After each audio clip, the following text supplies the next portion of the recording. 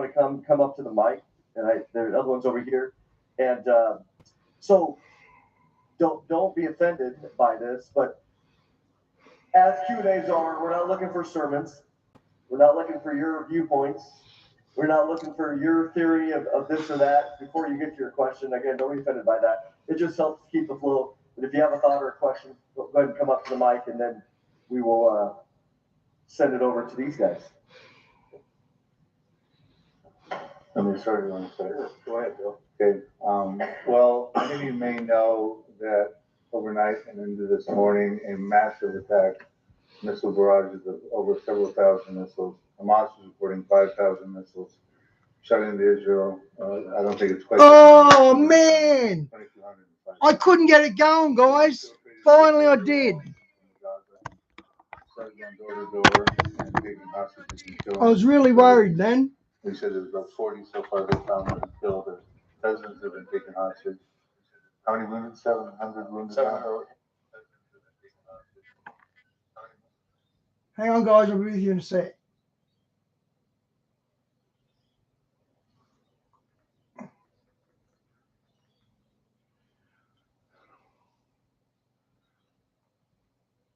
Today, more than anything. Bill, I know are going to take a lot of questions. We're going to ask people to come up to a microphone if they have a question that they can answer. Mondo is going to moderate the conversations and the questions. And hi, Di. Hi, Phil. A word of prayer this morning.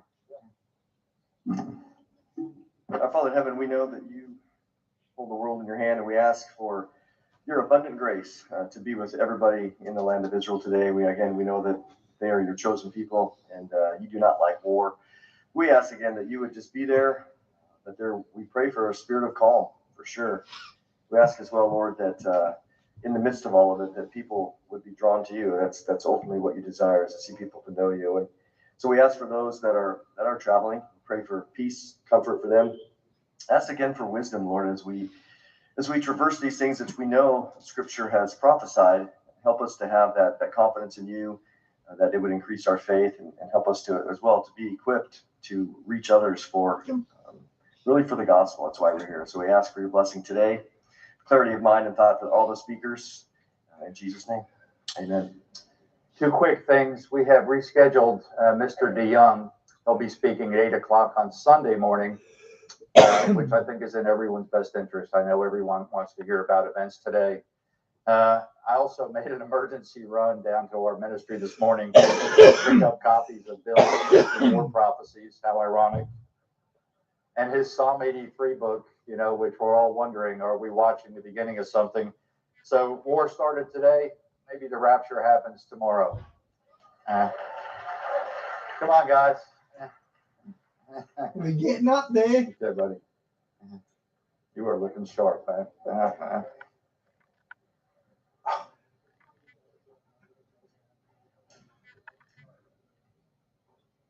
How close do you want to be?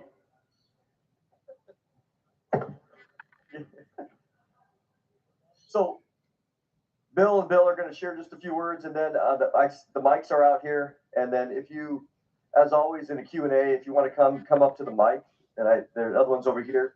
And so don't be offended by this, but as Q&As are, we're not looking for sermons. We're not looking for your viewpoints.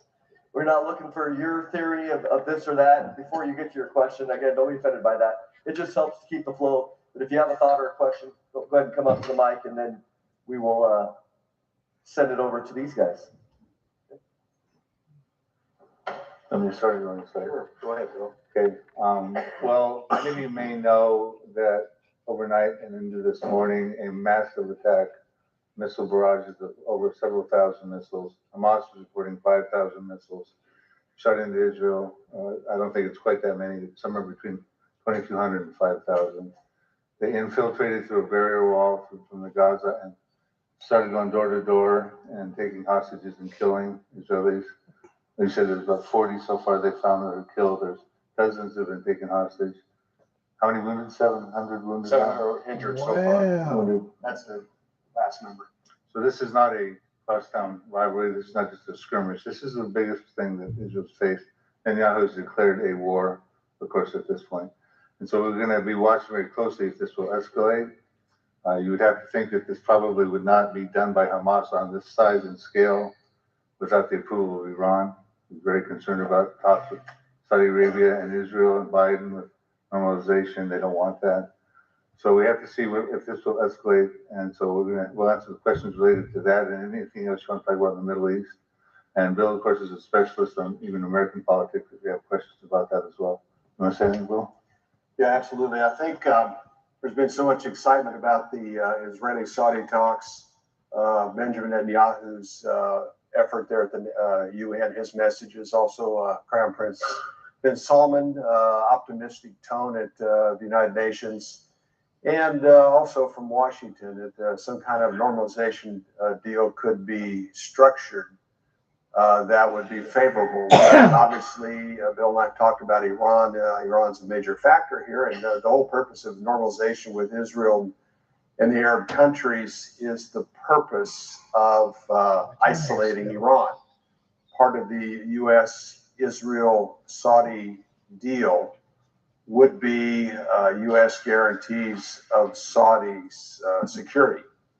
So a recent couple of weeks ago, the Islamic Jihad, which is backed by Iran, fired a few missiles into Israel. Israel took out a couple of their top leaders, and that got quiet pretty quick. But also another concern right now is the 15,000 missiles, Iranian missiles that are in Lebanon and Syria, also deployment in Yemen and Iraq. 15,000 missiles. Wow.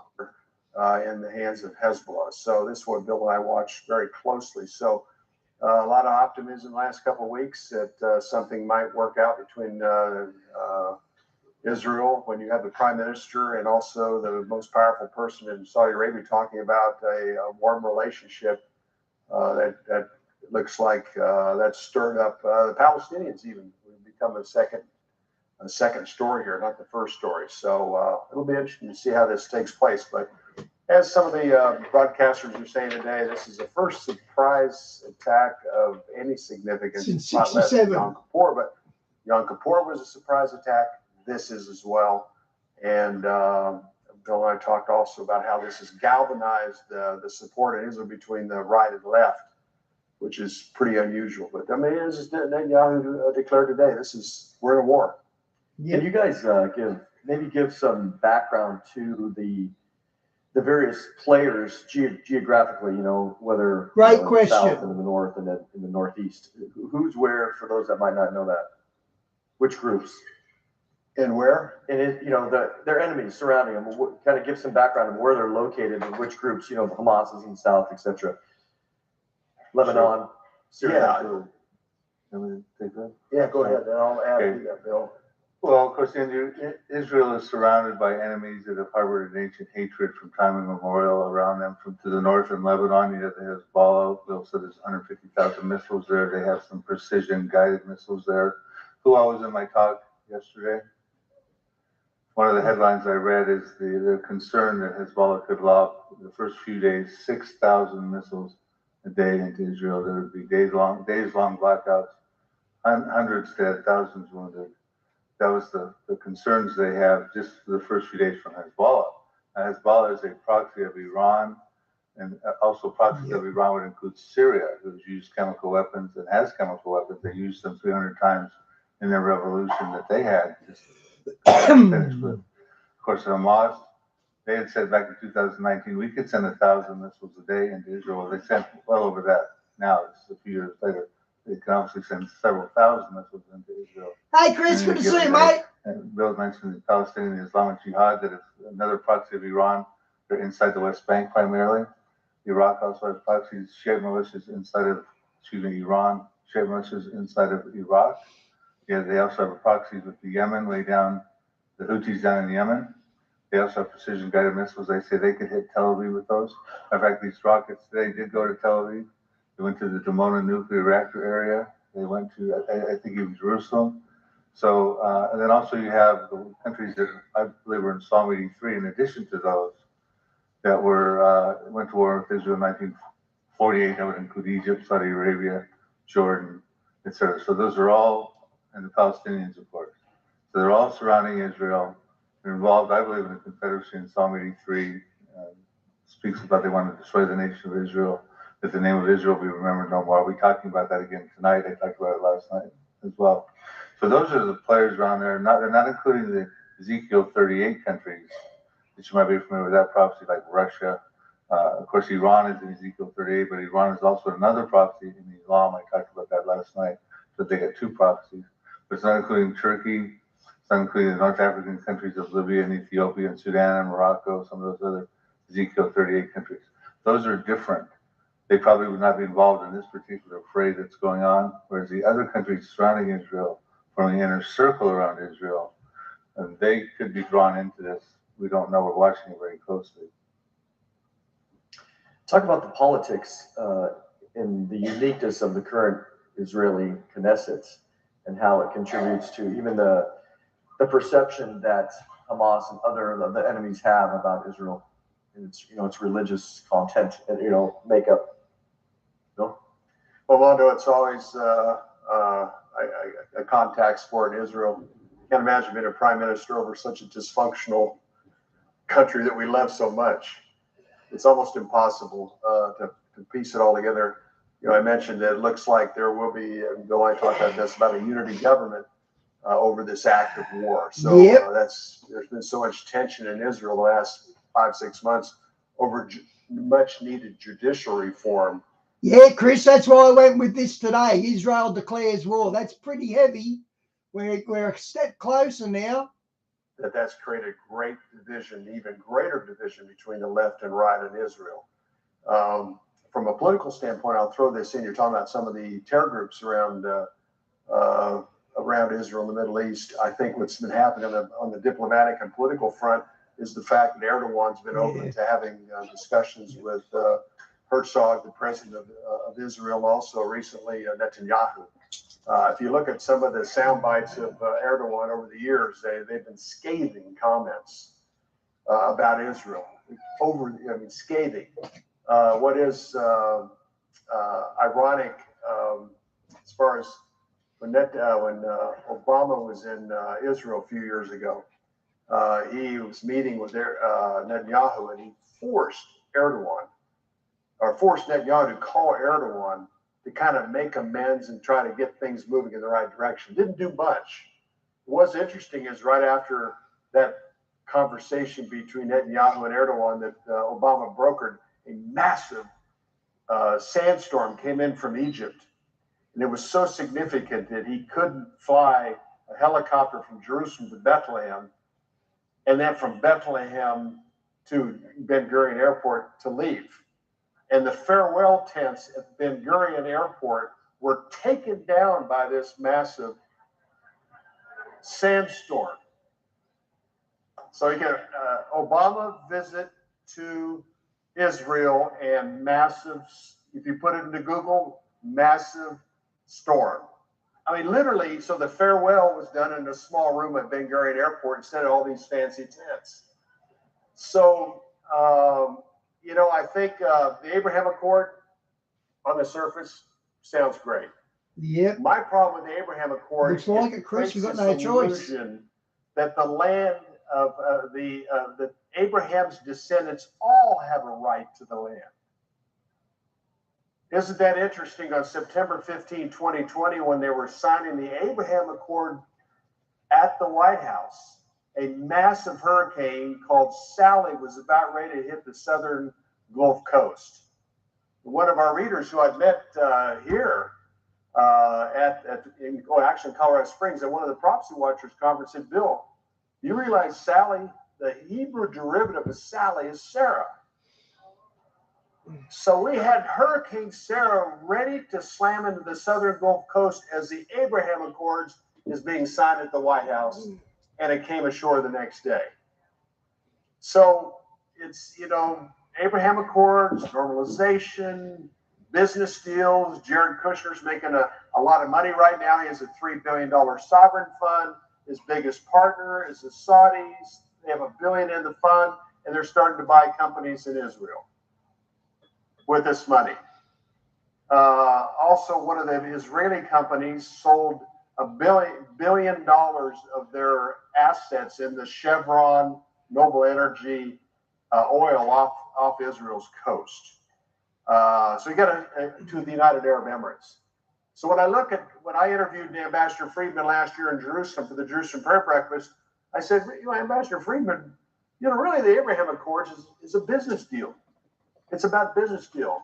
It's about making peace. And I'm throwing this out because the dynamics of the Abraham Accords, even my book, Eye to Eye, when the suicide bombings in Israel were at the highest level of intensity was when Ariel Sharon was actively involved in negotiating a two-state plan with George Bush and Abbas. So when I look at an event like this, a secret time, to hear the excitement of Israel making peace at the expense of 134 Jewish communities that should have sovereignty. The Abraham Accords also stopped the sovereignty of those 130, the rightful extension of sovereignty to those Jewish communities. So there's a lot of excitement about the Abraham Accords. So I go, whoa, what is this, Lord? And he reminded me this morning, the major suicide bombings in Israel all took place at the very time Israel was talking to Palestinians through Ariel Sharon about a two-state plan. So that's just another dynamic I'm throwing into it. Positives, but at the same time, the false narrative that the land of Israel is to all Abraham's descendants is once again being played out on the public stage. Hermano, I want to direct your attention to 3 prophecies that could be involving the Hamas and might find application. There's actually 4. So you might want to note these, and I'll be talking about some of these tonight as well. If you go to Isaiah 11, it talks around the verses 14, building up to it. It talks about Israel being regathered together, no longer a divided kingdom. Ephraim and Judah will be one. And it goes on to say they will, verse 4, but they shall fly down upon the shoulder of the Philistines toward the west. They shall plunder the people of the east. They shall lay their hand on Edom, which is southern Jordan, Moab, central Jordan. People of Ammon shall obey them, northern Jordan. The point is, the Gaza Strip is where ancient Philistia. So the Philistines are involved in this prophecy, and it looks like Israel's IDF is going to regather in the nations, become a united nation, and fly down upon them. We go to the next one we would go to would be Zephaniah 2. Get there in a moment. And it talks about verse 4 on, for Gaza shall be forsaken, and Ashkelon desolate. They shall drive out Ashdod at noonday, and Ekron shall be uprooted. Woe to the inhabitants of the seacoast, referring to the Phoenicia area of the Gaza. Nation of the Cherethites were also dwelt there. The Lord is against you, O Canaan, land of the Philistines. I will destroy you. There shall be no inhabitant. The seacoast and the pastures will shelters for shepherds and folds of flock. The coast will be for the remnant of Judah. That's Judah's territory over there. And then the other one that I would look at real quickly is Ezekiel 25. And we get down, we preface this by talking about verses 13 and 14. It says, the Lord God, I am against Edom. I believe that's talking about tents of Edom in Psalm 83, the Palestinian refugees. And also Edom was a territory in southern Jordan.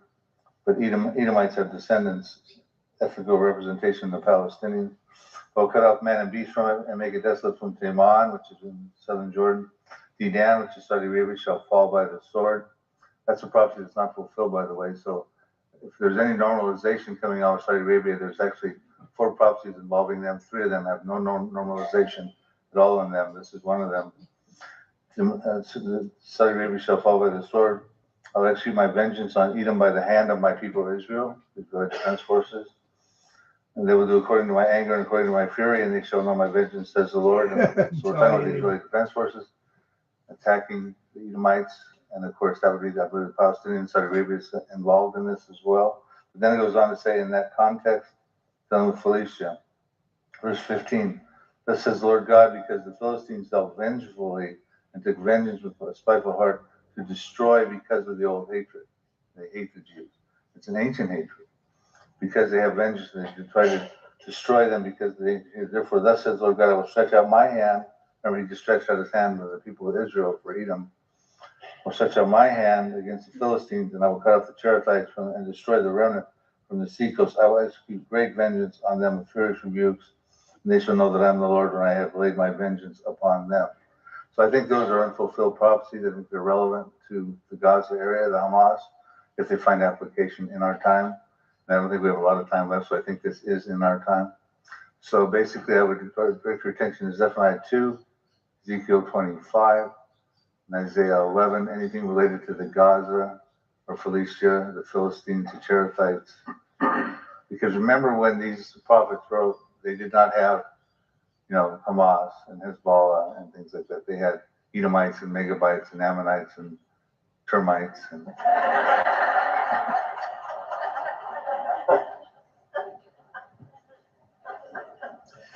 also another thing that I'm wondering about, Bill, this judicial reform that's going on. Of course, a lot of the reservists were not going to report for duty, and all of a sudden, Netanyahu was calling on the reservists now to go to battle. Well, I happened to catch a Bloomberg article this morning, and they had a long list of being a Jewish news organization. They were talking about a long list of things, and this is really an opportune time for Hamas to do what they're doing. And the question now is, will Hezbollah be pulled in, or Islamic Jihad? So yeah, absolutely, Bill. I think with the judicial reform, it's been very divisive. I mean, you have Israeli soldiers who are on 60 Minutes that refuse to serve. And yeah, there's been a lot of tension. And again, this is an opportune time for Hamas to do what they did. Putting it in perspective, over 3,000 rockets were fired in 10 to 11 hours, where the last event that they had with Hamas was 10 days, and it was just over 3,000 rockets. So that's substantially more. And it definitely has to do with. And the fact they're taking hostages, women and children and soldiers, that's a really big ramp up in the conditions of war with Hamas. The morale of the military right now over the judicial reform.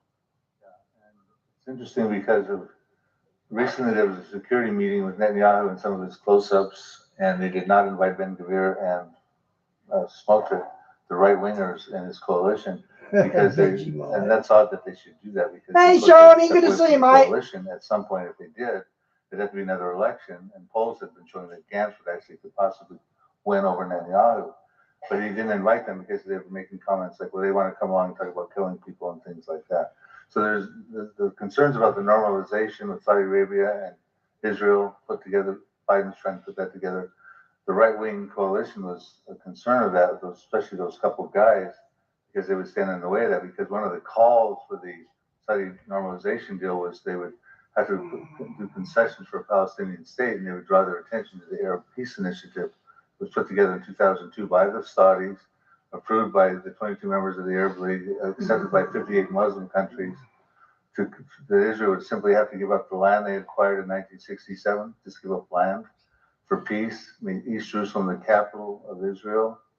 And there's one other thing that will come to mind in just a moment, but that's all they wanted, to give us the land that you took for peace. And a right of return of the refugees, that was the other one. In other words, those refugees who were displaced in 1948, now the Palestinian refugees, they're in the Gaza, or the Hamas, other than the West Bank, they're in Lebanon, they're in Jordan. In fact, 60% of Jordan is Palestinian. They want to come back. It's called the right of return of the refugees. It's a no-go for Israel, but that's part of the Arab Peace Initiative.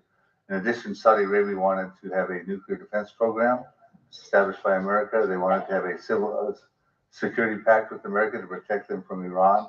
So it was all about Saudi Arabia wanting these things. But this Arab Peace Initiative, Bahrain came out and said this is the bedrock of this Abraham the normalization.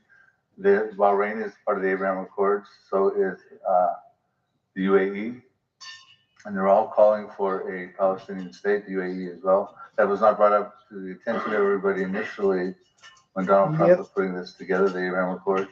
So it always goes back to the fact that Palestinians need to have a Palestinian state. So the concerns is, we were watching this closely the last few days, but Saudi Arabia maybe because of their own personal interests, put off the Palestinian cause, throw money at it, say we'll get back to you because they had other interests involved in normalizing with Israel. But now this thing that's going on right now, Bill, it could pretty much just throw the normalization talks Yeah. way back on the back pages for a while. Yeah, the Palestinians, I think what's happened over the years, the Palestinian narrative that in order to have peace in the Middle East, which has been promoted by King Abdullah of Jordan, if we want peace in the Middle East, we need to have a deal between Israel and the Palestinians. And I was at an event in Washington a few years ago. General Jones, who was Obama's national security advisor, came up and said, that's why we need to make peace. And I said, General Jones, let me go through country after country in the Middle East of Arab fighting Arab and Hamas fighting Fatah. And how do you say that Israel and the Palestinians are key to Middle East peace when the Arabs can't even get along with each other? And that's how absurd it is. And I think Crown was the 2002 Arab Peace Initiative was promoted by Crown Prince Abdullah. The Romans created Palestine when they destroyed the Jews in 70 AD. They created Palestine, so it's not a natural country. And and it just kind of went to the wayside. But when Israel agreed to the Abraham Accords, all of a sudden you're hearing about the UN resolutions 242, 338. You're hearing about the Arab Peace Treaty that Bill just mentioned. All of a sudden, these things resurface again as part of the reason that they made peace with Israel. Every Middle East leader, including the ones involved right after the Abraham Accords were signed in September of 2020, went to the UN and said the main reason they favored it was to stop the annexation of Jewish communities. And that was the bottom line. But so what's happened right now, Crown Prince Salman pretty much said, we're going to cut our deal with Israel. The Palestinian situation is important, which his father continues to speak of, but that's not a priority. And like Bill said, they'll probably work out money and stuff like that and things like that to kind of attempt to appease the Palestinians. Although Abbas, the president of the Palestinians, he's on his 17th year of a 4-year term. What a government. Diane, funny they're breaking through their defenses. I thought Israel had really good defenses. And Hamas. So all of a sudden, when they don't get their attention and when the world's not focused on Hamas or Islamic Jihad or the Fatah and Abbas, they do something stupid like this. But anyhow, this is the final days. Alignments are continuing. It might derail some of the conversation, but I was somewhat amazed at the level of high-profile cooperation between Netanyahu and Ben Salman at the UN. I thought they're going to do something. Not sure what it's going to do, but they're going to get something. If it's not this year, maybe next year. And the question is, will that be a precursor of the Daniel 9:27 or the final covenant, or will it become the final covenant? I don't know. That's pretty exciting in a sense. I know, Bill, you have different perspectives sometimes on 9:27, but some kind of agreement's going to be signed leading up to the conclusion before the Lord's return. I don't think the Daniel 9:27 covenant has anything to do with Arab-Israeli peace. There's no biblical support for that. I think the Arab-Israeli peace comes militarily, not politically brokered. I believe the Israeli Defense Forces will take out all their enemies around them, and then they can. I think the peace covenant has something to do with Israel's desire to build a temple. I think, and I have 3 clues that I put forward in my books of why the true content of the false covenant is dealing with Israel's ability, in part, to build a 3rd temple.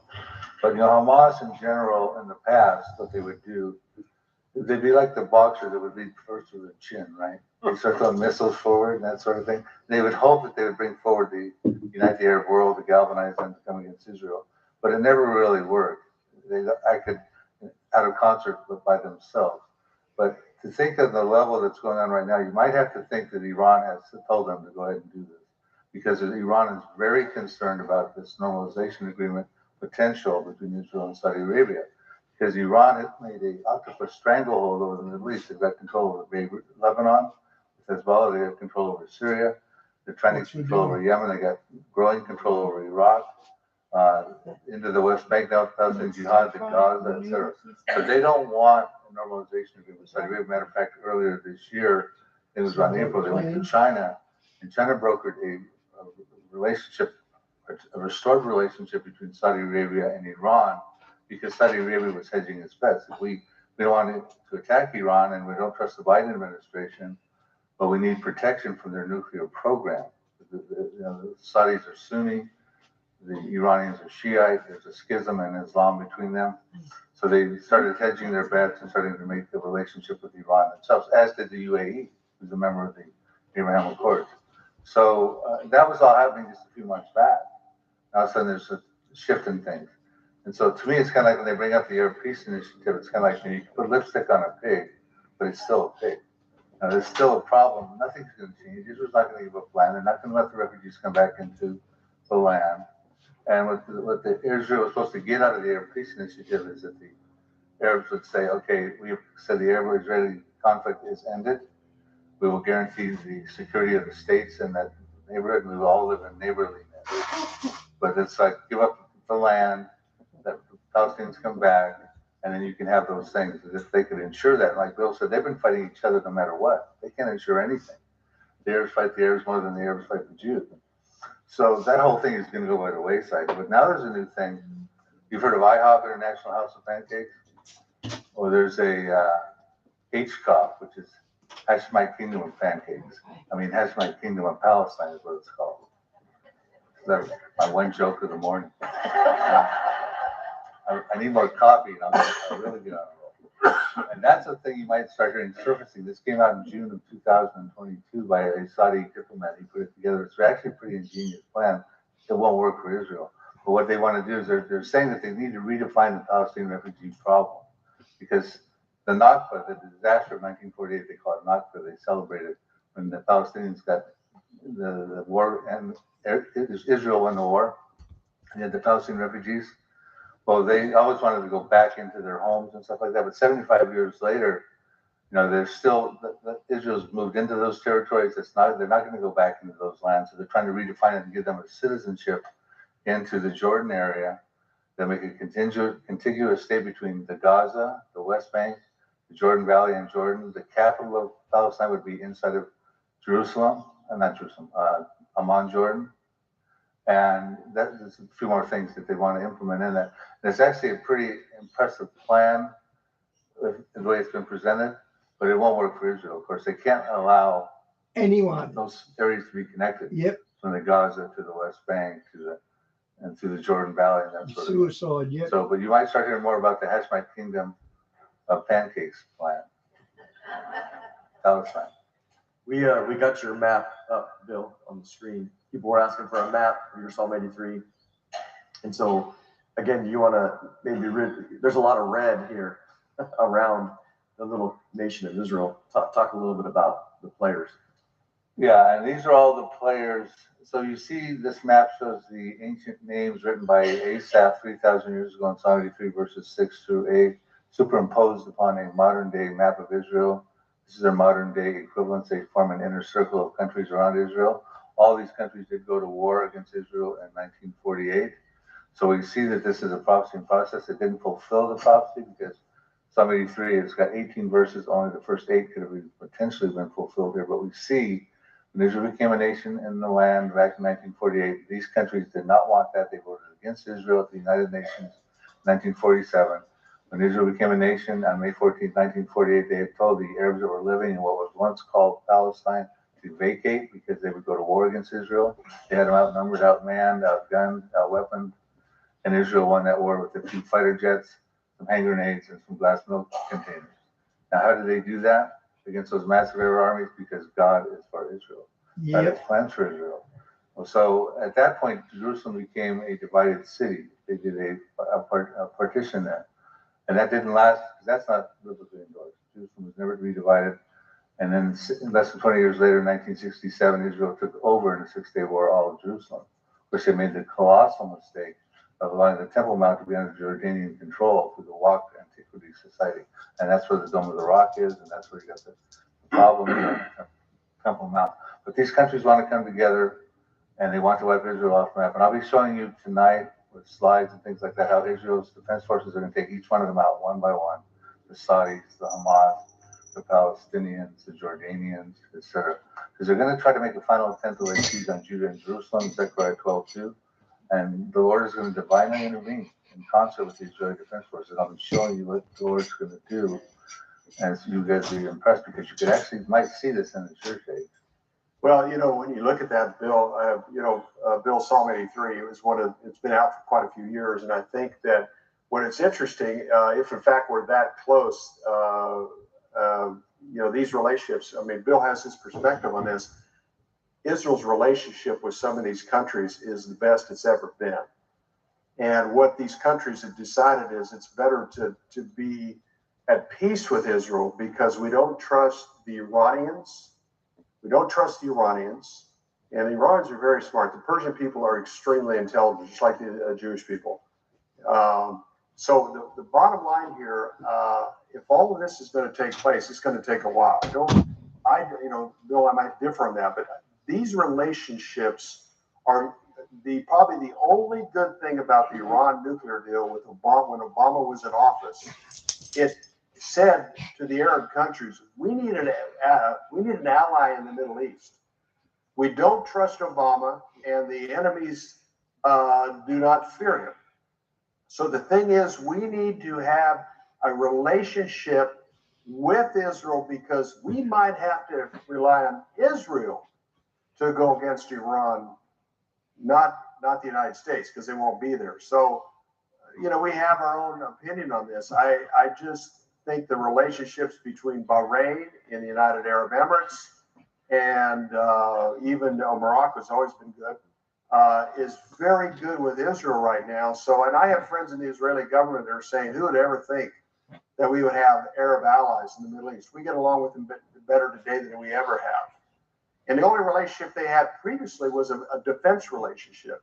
Now it's a combination of defense and business. So the dynamics is taking place right now is let's pull all the anti-Iran groups together with the United States and Israel in the event. And at the same time, Iran has a plan. Israel has a plan too. Israel has a red line. They almost hit that in the summer of 2016 when Russia and Syria and Iran were moving troops toward Israel's northern border.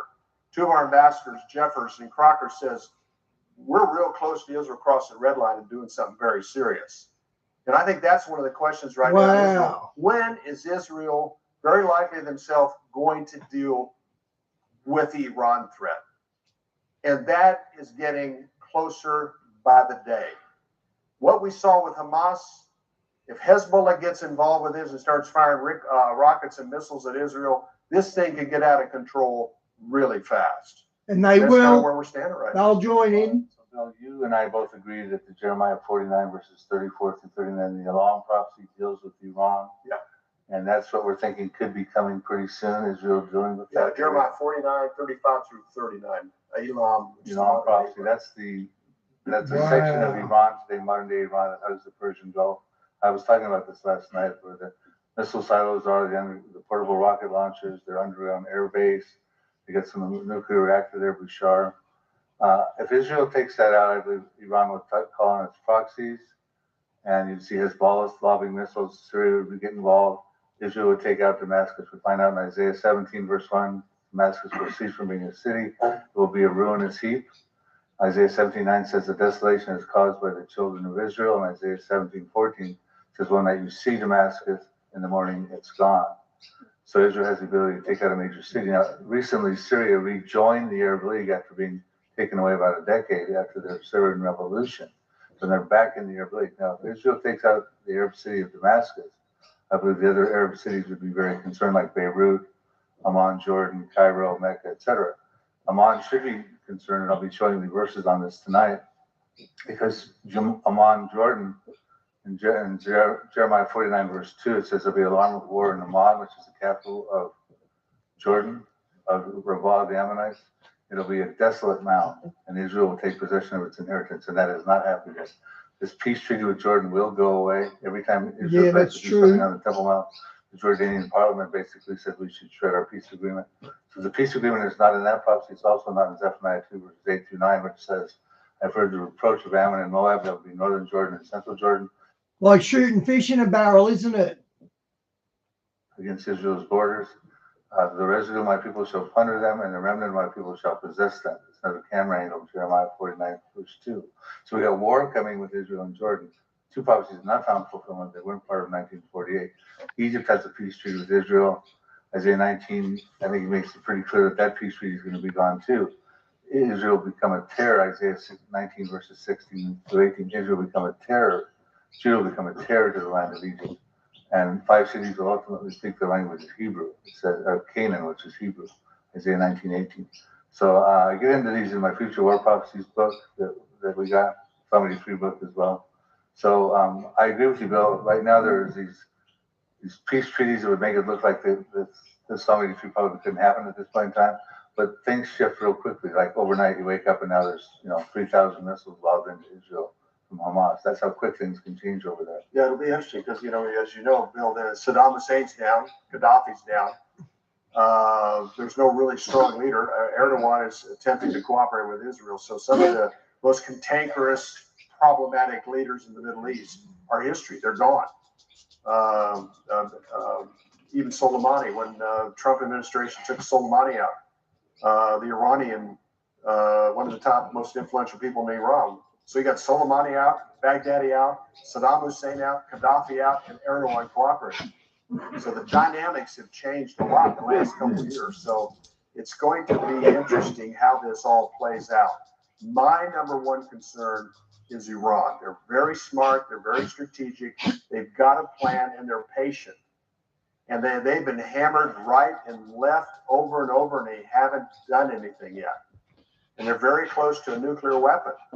And the saying over the years is, everybody thinks Israel's the first target of a nuclear Iran, but the people in the Middle East that are in the know saying, no, it's Saudi Arabia, because that relationship between the Sunnis and the Shiite is so bad. And Iran wants to be the Shia Islam to be the predominant sect in Islam. So the dynamics right now at play are so interesting. Israel talking to the Saudis, Abraham Accords, whether we like them or not, just all the dynamics. And then the division in Israel between over judicial reform and the tension between secular Israel and the Orthodox Jews that have a lock grip on a lot of things in Israel. It's just, and I've talked to friends in Israel, said we have not seen this level of tension in their lifetime between different groups within Israel. So this war could conceptually galvanize Israel's support, a united front. And I think that's kind of what we talked about early in our message today, is that could come from this. But anything, Iran, if I think the key here is if Iran tells the Islamic Jihad and Hezbollah now, things could change dramatically quick. That'd be the game changer. Yeah. Right now, Israel better hope it just gets confined into the Gaza-Israel battle. But again, this is not the normal Israel crosstown, rivalry with Hamas. This is major. Yeah, and the other concern is the animosity in the Palestinian communities. Usually, when there was a conflict between Israel and Hamas or Fatah, it was isolated into the big communities, Ramallah, Gaza. But what has happened, the Palestinians have used TikTok, and some of the adversaries of Israel have used TikTok to incite riots within Israeli communities. And my friends in Israel have always been concerned about civil war between Israel, it wouldn't be a civil war, but a war between Israel and the Palestinians and communities throughout Israel. That's the other thing we're watching pretty carefully. Iran, number one, but the tension in the Israeli communities, even they're talking about it at the United Nations, must quell or must calm. But TikTok, Chinese influenced TikTok has been one of the greatest instigators of tension between Israelis and Palestinians throughout the communities in the last year and a half. TikTok. Wow. Okay, we got just a few minutes left. Wanted to ask a question over there. What is Russia? Does Russia play a part in arming Hamas? Is that an irrelevant question? I just read an article this morning that Russia may be playing, arming Hamas and kind of promoting this, What's Russia's role in arming Hamas? Is that true? Is there any? Well, you hear that on and off. I haven't heard much about it lately, but maybe that's possible. In the past, Abbas spent a lot of time in Moscow meeting with Putin. There was a tight relationship previously. 40% of the Russian army is Muslim. I'm pretty sure that's correct. I haven't heard much about that recently, and and also Erdogan and Qatar were putting a lot of money behind Hamas and Islamic Jihad over the last 5-10 years as well. With Erdogan attempting to reach out to Israel and vice versa, Israel reaching out to Erdogan, I haven't heard that as much. But in a couple of the last conflicts that Israel had with Hamas, a lot of the blame was going towards Erdogan and Turkey for his instigation of that conflict. Okay. Islamic Jihad's being armed by Iran, Wow. and I would imagine Hamas as well. Yeah. Okay. Next question. That was a good segue into my question. The last conflict that Israel had with Hamas, right at the end, they were politically required to pull out after they'd done some damage with tunnels and stuff like that. Netanyahu, not prime minister at that time, went to the Gaza border, and with the troops there, with their national microphones and television and everything, he made the comment after being asked, what are they going to do now? He said, well, we've decided that we're not going to play this game anymore. We're going to go back to the way they did it in the old days. And he said that was, if we are invaded, we're going to stop the invasion, we're going to invade them, and we're going to wipe them out. Well, this is that time. So what I'm wondering is he going to back off on that? Because I think he ran his prime minister position that he got back and was just reelected. This is so different. This is so different. They're using all kinds. They infiltrated some of the Israeli communities. They're using hang gliders, paraglider. I mean, they're using drones. I mean, this is a Hamas instigated war. This is beyond anything we've seen just with rockets being fired. When you have 3,000 rockets being fired in 10 to 11 hours, that's substantial. We never had a rocket barrage like this. This is much more premeditated than any other conflict that Israel has had with Hamas. And this could be the catalyst. Netanyahu's politically savvy, but it also could be the catalyst to create some kind of unity at a time that unity is essential. And I think a lot of Israeli citizens are going to say, okay, enough is enough. Let them have it. All right, we got. And unfortunately, the Palestinian people, once again, Who paid the price? most of them want to live in Israel or an Israeli controlled country, are going to be the the ones who pay the greatest price once again.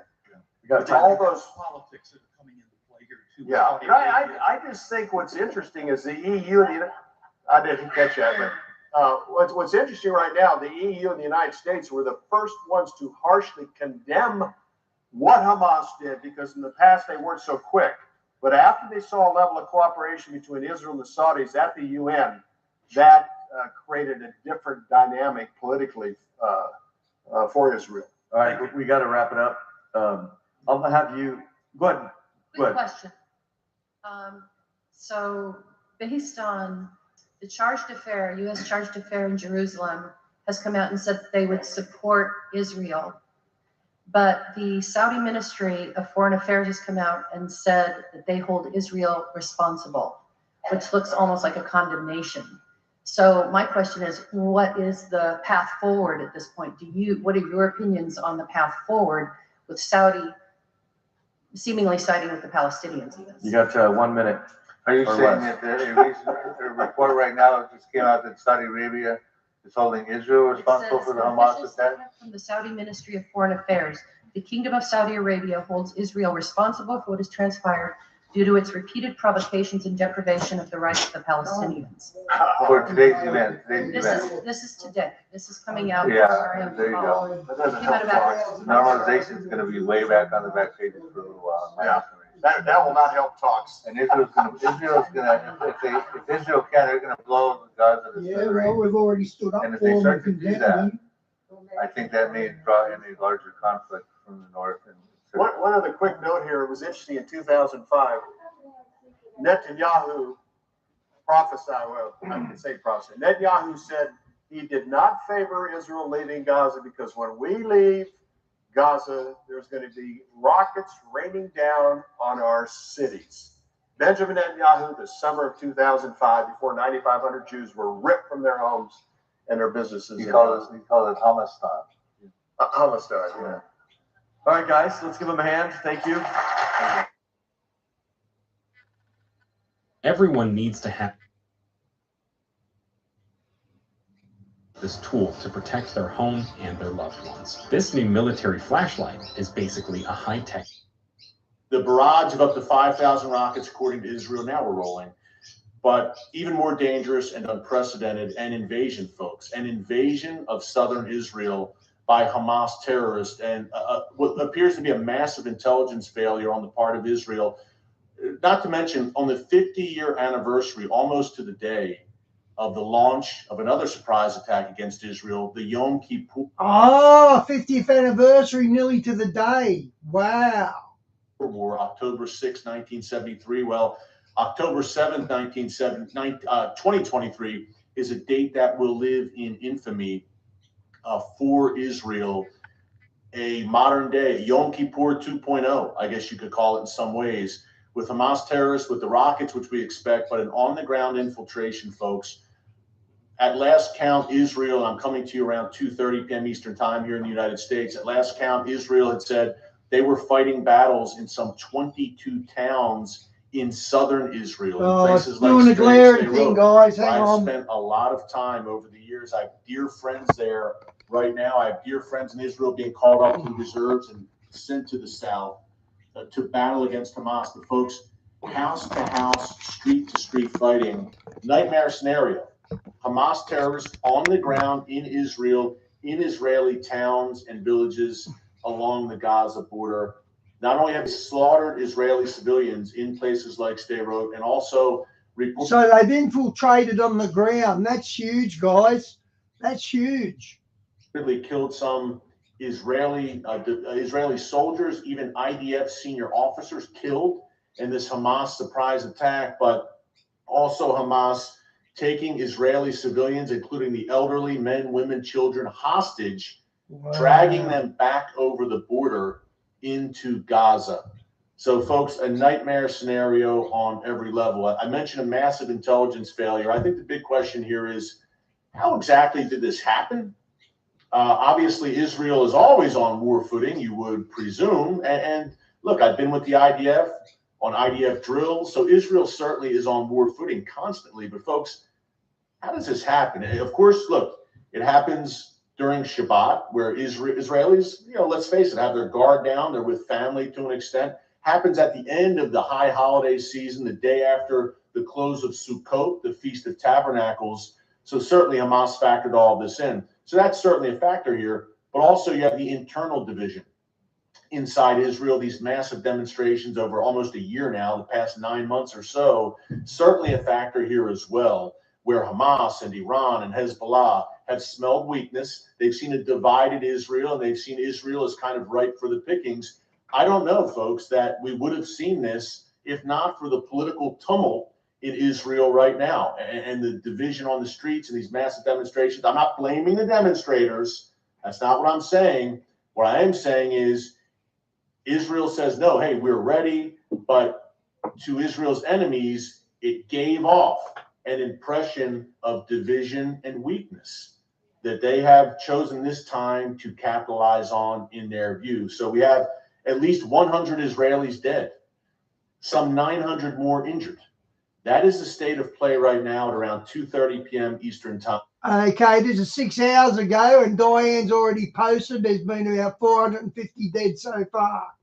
So there's a big jump. Someone said, vengeance is mine, saith the Lord. I'm looking at our comments. I thought of the verse, let God arise and may his enemies be scattered as well. But now the IDF What is the plan striking back? And Yeah, I apologize 300 for throwing all there you this go, stuff at Di. you folks. It's kind of like a fire hose right now. There's so much information coming by the minute. But here is the situation right now. Israel is reacting. Israel carrying out airstrikes against Hamas military targets in Gaza. But as I come to you, we have also Israelis on the ground still, hand-to-hand, house-to-house firefights with Hamas terrorists in Israeli towns and villages along the Gaza border. As I said, some 22 Israeli towns were beset by Hamas terrorists, and there were firefights going on. We've got footage. Wow, 22 towns. Wow. Of Israeli civilians, and I'm just coming to you live, kind of down and dirty here again on my phone. I don't have the usual Watchman studio Wow. editors This is today, bigger than I but thought. we had to come to you with a breaking news update on what's going on in Israel right now. But there are images right now of Hamas on motorcycles, even Hamas using paragliders from the sea to cross the border into southern Israel. So by land, air, and sea, Hamas is attacking Israel right now. There is footage of Israeli civilians being led back over into Gaza, into the bowels of hell, in golf carts and on motorcycles led by Hamas terrorists, including the elderly Israeli civilians. At last count, maybe 52 civilians taken back into Gaza. There's footage of all this. Hi, Lynn. Good There's to also see you. footage of Hamas breaching that very large and very, what seemed to be a very effective border fence along Gaza that Israel took a few years to build and erect. And folks, look, I've been on that border, and I have seen that many times, and I've seen that fence. I saw it when it was being built, and it seemed very effective. It seemed like an incredible deterrent, and yet Hamas was able to breach that border fence. Now, some of the speculation I've heard on the ground, because we keep asking, how exactly did this happen? Israel's intelligence services are obviously incredible and have averted many attempts by Hamas to cross into southern Israel over the years, have uncovered terror tunnels along the Gaza border, have uncovered terror tunnels along the Lebanon border many times over the years. So Israel's intel has been phenomenal. And yet in this case, folks, this looks like a massive intel failure. And some of the speculation has been that, and we reported on this on the newscast over the past few weeks, we've seen an uptick in this rioting along the Gaza border by Hamas and by Palestinians. Some have said that perhaps Hamas used those riots as cover to plant explosives along the fence and to work on weakening that border fence and that barrier. And then what we have here, the massive incursion.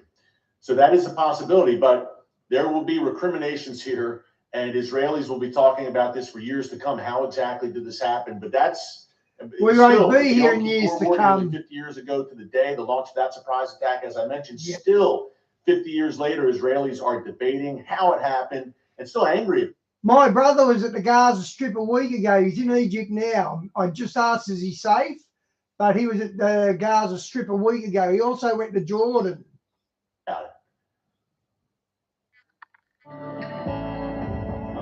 Once I decided I needed to escape the city, I went on Ripperide to book my nature escape through First. Well, right now, that conversation can be had at another day. Right now, I think the focus. Yeah, Lynn, they share a border. I'm pretty sure Egypt and Israel share a border. What's next, and how do we react? That's the focus right now. Again, this happens during Shabbat, during the end of a holiday season. Sukkot just ended yesterday. Israelis with their guard down, surely, in many cases, clearly here. Now Israel is rushing forces and reservists to the south to engage. Hamas terrorists are still in these Israeli communities on Israeli soil, engaging firefights. Again, as I come to you around 2:35 p.m. Eastern time here in the United States, it's still happening, folks. Rockets are still being launched. We're in the midst of it. This is only the beginning, because Israel right now, I mentioned at the top, people are calling this in Israel's 9/11. That's the extent of it.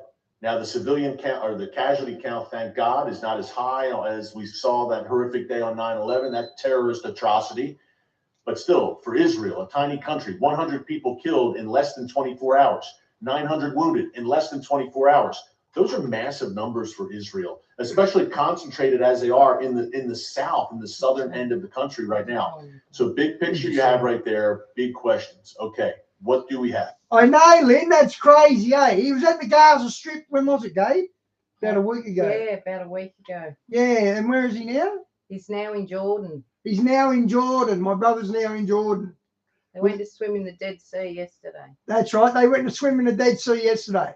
Why am I repeating you what you just said? Because you talk How louder does than Israel me. respond? Number one, the airstrikes are being carried out right now against military targets, Hamas military targets in Gaza. We expect a massive aerial assault on Hamas targets in Gaza. By the way, Palestinian Islamic Jihad is also involved here. They have thrown their hats in the ring as well, and they are aligning with their fellow Iranian proxy, Hamas, in this invasion of Israel, this all-out surprise assault on Israel. Again, unprecedented, folks. Key word there, unprecedented. This is the worst attack on Israel, in my view, since the Yom Kippur War in 50 years. Because this is literally a mini invasion of Israel from the south, not per se with tanks and that kind of assault. But look, Hamas foot soldiers, motorcycles, pickup trucks, paragliders, breaching the fence and entering communities in southern Israel. Guys, does that sound like your southern border? It certainly does. The breaches in your southern border. Wow. By the way, apparently seizing at least an Israeli Humvee, an Israeli tank, and some other Israeli vehicles and taking them back over the border in Gaza as well. Now some of our commenters are saying 250 killed and 1,700 injured. Our viewer Perry Dean just commented, these numbers will rise, folks. We'll see hundreds in the end. I'm sad to say, killed. Hundreds of Israelis killed, thousands possibly injured, not only with the on-the-ground incursions, but the rocket barrages. Again, how does Israel respond? You have to consider now. And does this complicate Israel's response? We know about airstrikes.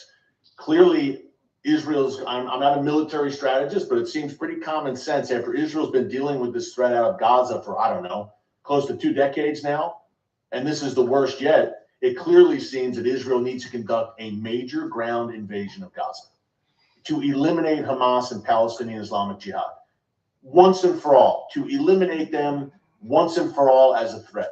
Put a stop to it now, never again after this. Never again. This has to be it.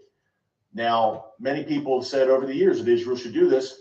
And then there's another chorus of voices that says, but what happens after Hamas is gone? Better to have the devil you do know than the devil you don't know. And many people have said that over the years. But folks, in this case, to say the red line has been crossed here is a massive understatement.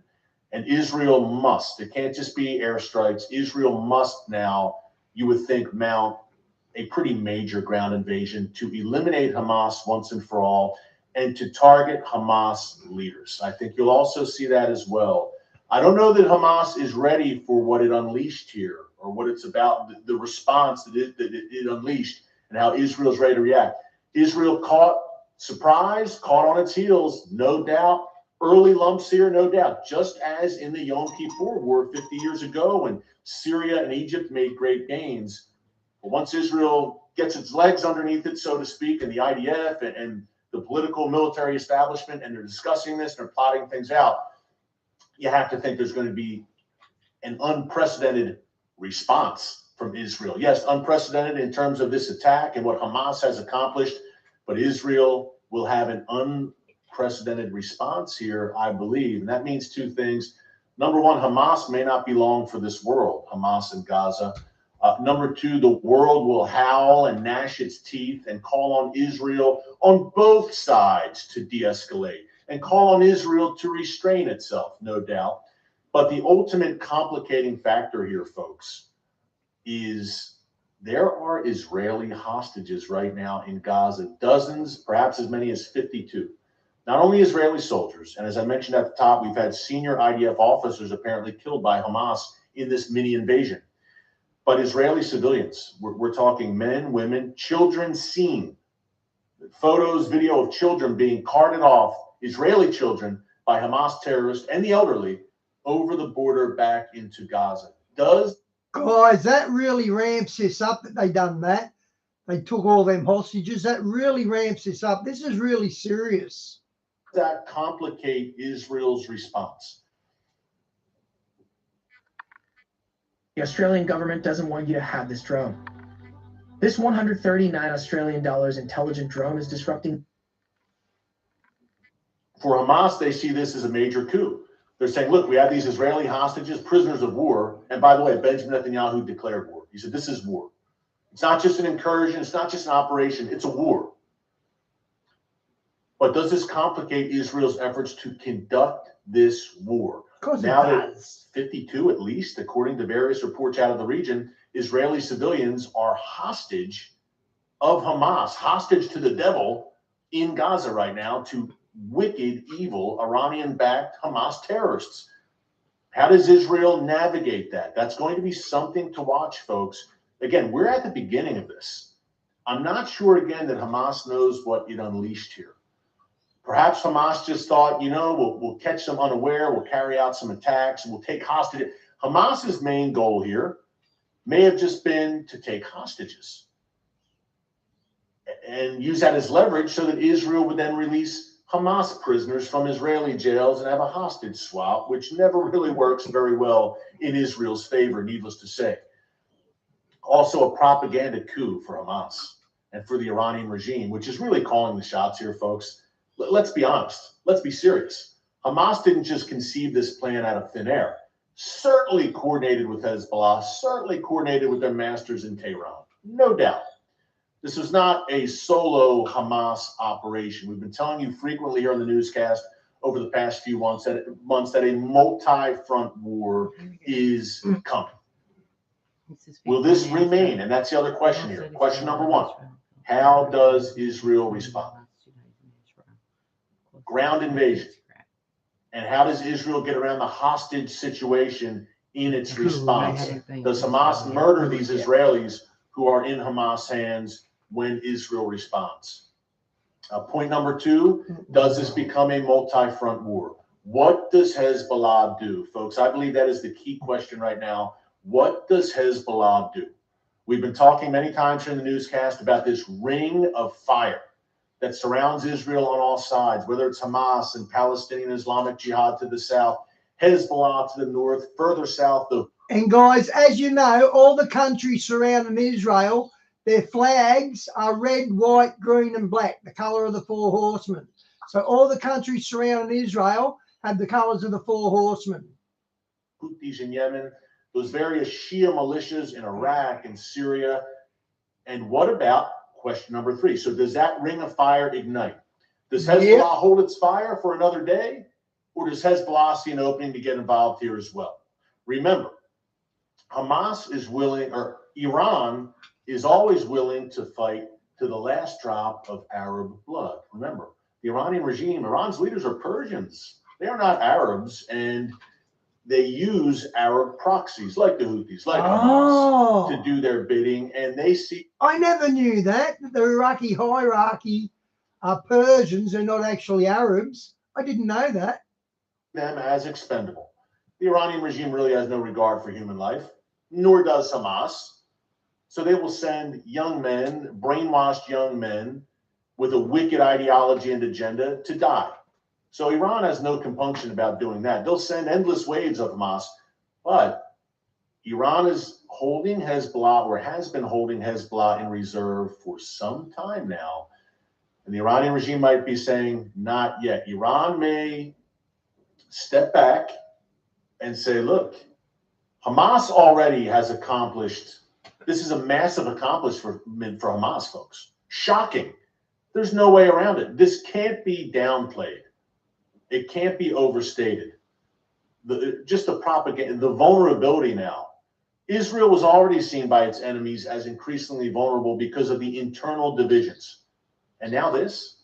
Look, many times on the newscast, I've laid out a scenario, again, to the north, not to the south, to the north of Hezbollah infiltrating northern Israel, planting that green and yellow Hezbollah flag, beaming the images around the world, and using that as a massive propaganda victory.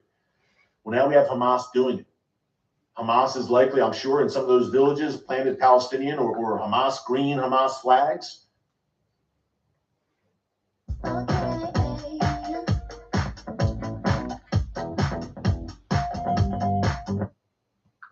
And capture that footage.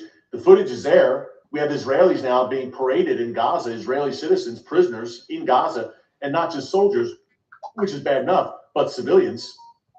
But another question here. We're laying out some questions where it goes now. I've given you the state of play. It's a disaster.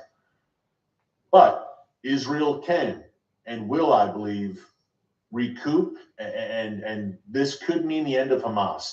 And let me tell you, folks, if it doesn't, I'm going to be very, very frank. If this does not result in Hamas crushed and a ground invasion and this Hamas threat crushed once and for all, then the government of Benjamin Netanyahu will be in serious trouble. He will look weak. Have a wise response, no doubt, but it has to be a crushing, decisive. Key word there, folks. This has to be a decisive victory for Israel over Hamas, in my view, or the people of Israel. Well, they've got God on their side, so anything's possible. Will lose confidence in the current Israeli leadership. Benjamin Netanyahu has been known for being strong on national security. There has never been a moment more than now, more than today, October 7th, 2023, where he needs to show, this is why I'm in office for such a time as this. This is why God Almighty has essentially paved the way for me to be in office once again after being voted out. He's back in. I interviewed him back in December, all about this, the security threats. This is it. Bibi is seen as Mr. Security in Israel. This has to be, folks, again, if you're calling this Israel's 9/11, there's no turning back, right? That's why I'm saying, does Hamas know what it just unleashed? Because Israel, the attack was unprecedented. Israel's response must be unprecedented against Hamas. It can't just be a week-long operation, airstrikes, only for this to flare up again a few months later for more Hamas rockets. That can't be the way this time. Another question here. We're talking about Gaza. What about Jerusalem? What about Judea and Samaria? Someone asked that question. I'm getting some questions that are being texted to me. What about Jerusalem? Great question. Hamas leader, military commander Mohammed Daef, who is perhaps the most wanted man among Israel's military and intel services. They've been targeting him for years. Again, he's Hamas's military commander who helped plan this whole assault on Israel, this invasion of Israel, again, unprecedented. He said, look, it's an all-out assault. He's calling on terrorists in Jerusalem and Judea and Samaria, which the world calls the West Bank. Here in the newscast, we call it Judea and Samaria because that's what the Bible calls it. And if the Bible calls it that, it's good enough for us. But what will happen in Judea and Samaria? What will happen in Jerusalem? We've seen, obviously, a terror wave that we've been covering very closely here in the newscast over the past several months, an uptick in attacks in Jerusalem, in Judea and Samaria, the biblical heartland. Is that going to ignite and flare up? I talked about that ring of fire, Lebanon, Gaza, etc. Iran has been funneling weapons into Judea and Samaria, the West Bank, and into eastern Jerusalem to open another front there. Is that going to flare up? Hamas, and in particular Islamic Jihad, have a very strong presence in places like Jenin and Nablus. Are they going to flare up? Is that the other shoe to drop? Is this all Hamas has, basically, is what I'm saying? And it's bad enough, but is there another shoe to drop?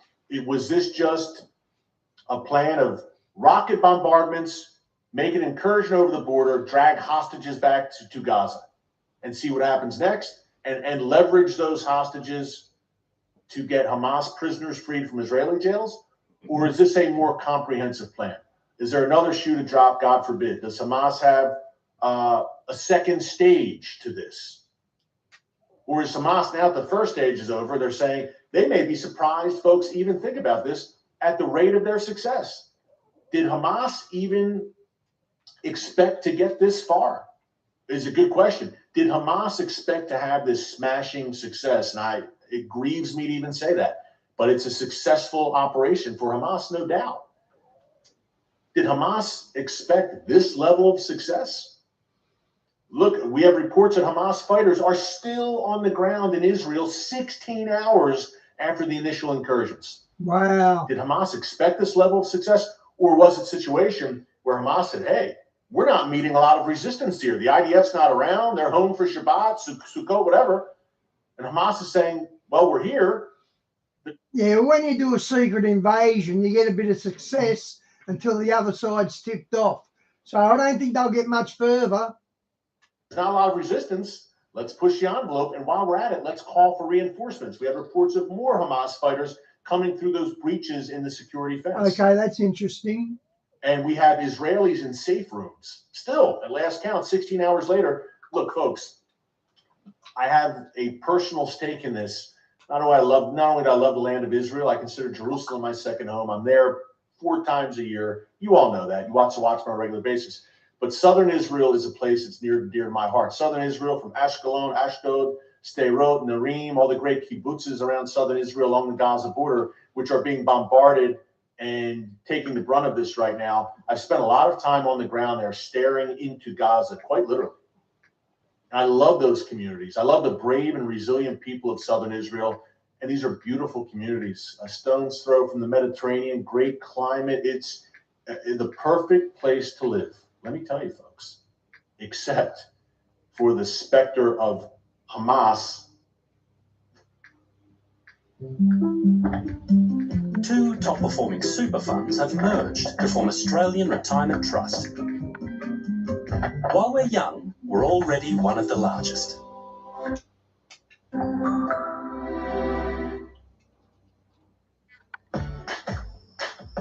So, how does the Constitution actually, work?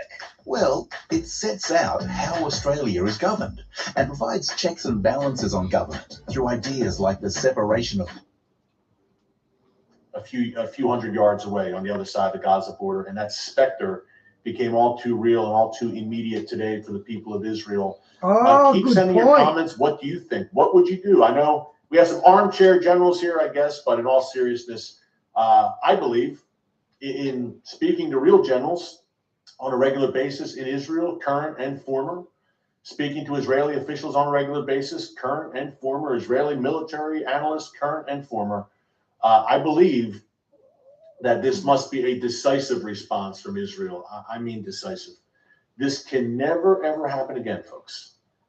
Something of this magnitude. Never again. Not only that, the Hamas rocket barrages, it's intolerable. It's not sustainable. Honestly, it should have been dealt with years ago. And now it will be dealt with. It's just very, very unfortunate that this is the trigger for Israel finally taking decisive action against this Hamas, Iran-backed Hamas and Islamic Jihad threat. Someone wrote, cutting the grass isn't working for Israel. One of our commenters wrote, cutting the grass is a term actually that Israeli military types use. We went in, we mowed the lawn, and now we're back out. We're going to have to go in and mow the lawn again and take out the threat, weaken Hamas. They rearm, we go back in, we mow the lawn again. That's terminology they use. And someone commented, let's see some more comments here as we're going. And we have many people commenting, thousands with us right now. Thank you for joining. Hey, if it's your first time joining us, folks, be sure to subscribe and click the notification bell so you get alerts every time a new video is posted here on the Watchman News channel. We just passed 700,000 subscribers. Hard to believe for such a time as this. And we're bringing you breaking information on everything going on. Apologies, I'm looking down here. Just reading comments. We've got people all over the world. We have some pro-Hamas types on here too. Let's see what else we have.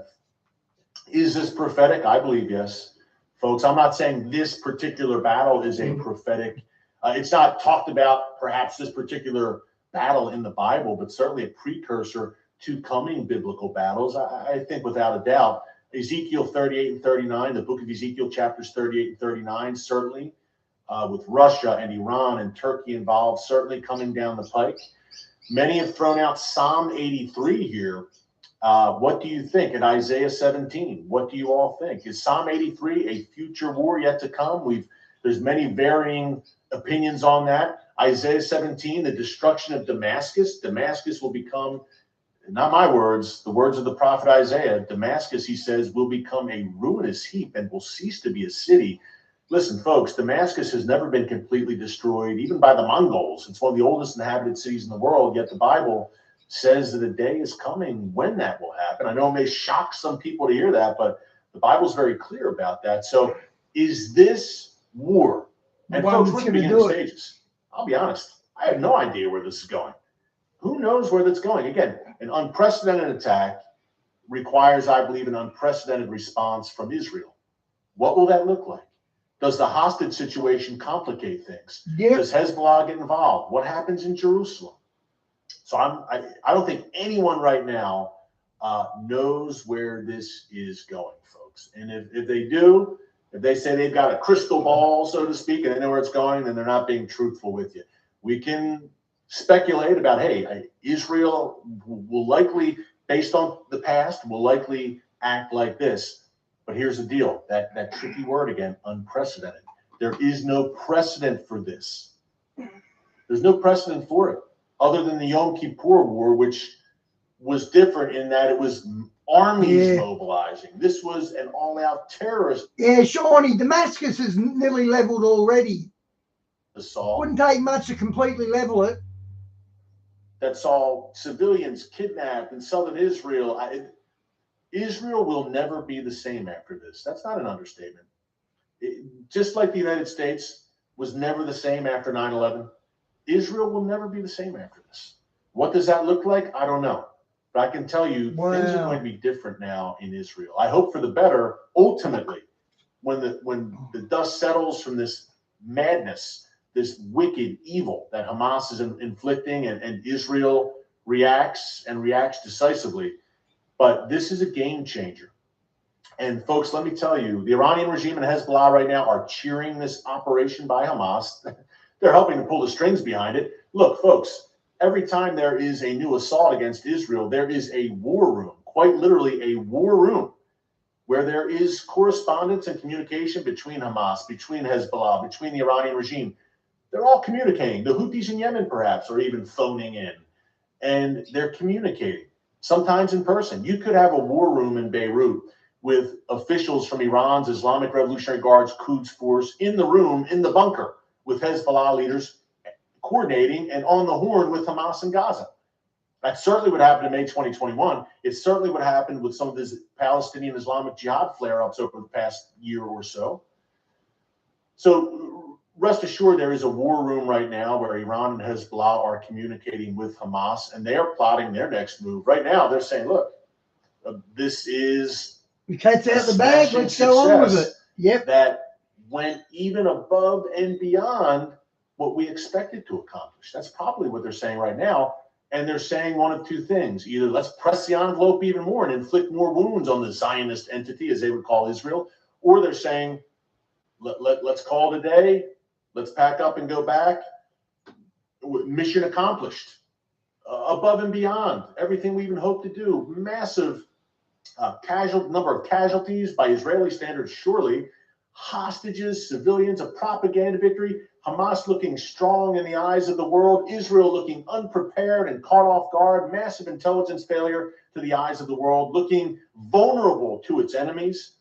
Look, the Yom Kippur War did the same thing. Israel had this massive, resounding, God-ordained. Okay, here's what I think, guys.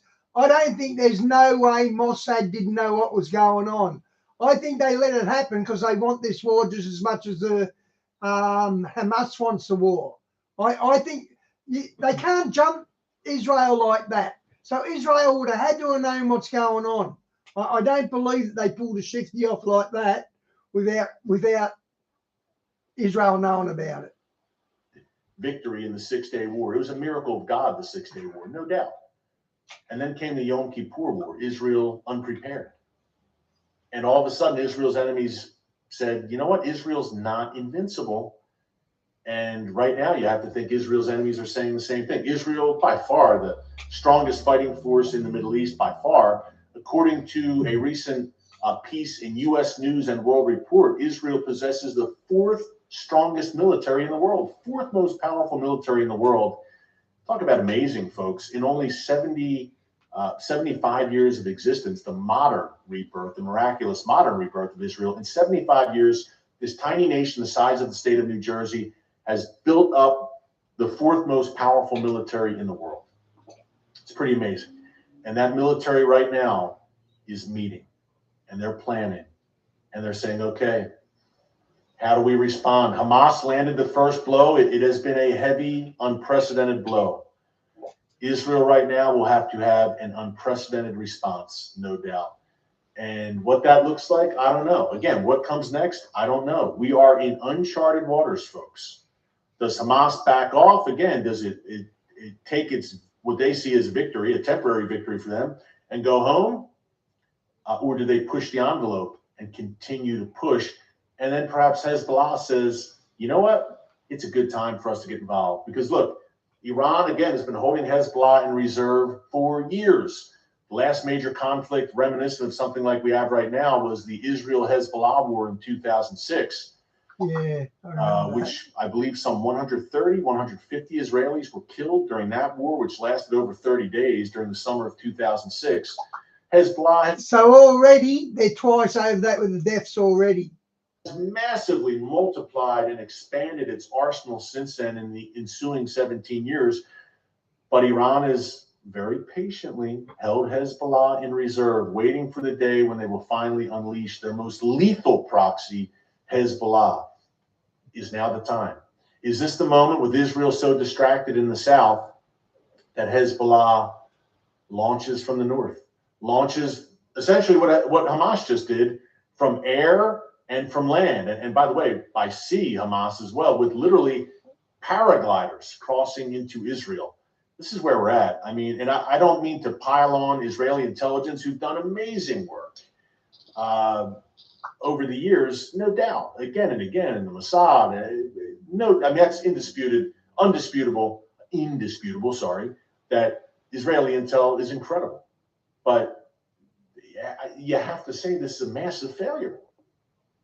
And it's interesting because we talked about in the newscast over the past week, Yom Kippur, and folks were asking, look, will Yom Kippur be a time, and this is the 50-year anniversary, the Jubilee of the Yom Kippur War.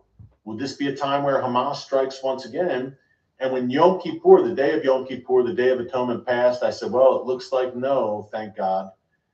But they waited until the very end of the high holiday season. This is the day after the end of Sukkot, the Feast of Tabernacles. And by the way, a good amount of my Christian friends from the United States and around the world are in Israel right now as well. So pray for them, folks. That's something, look, pray for the peace of Jerusalem right now. Pray for Israel, for southern Israel.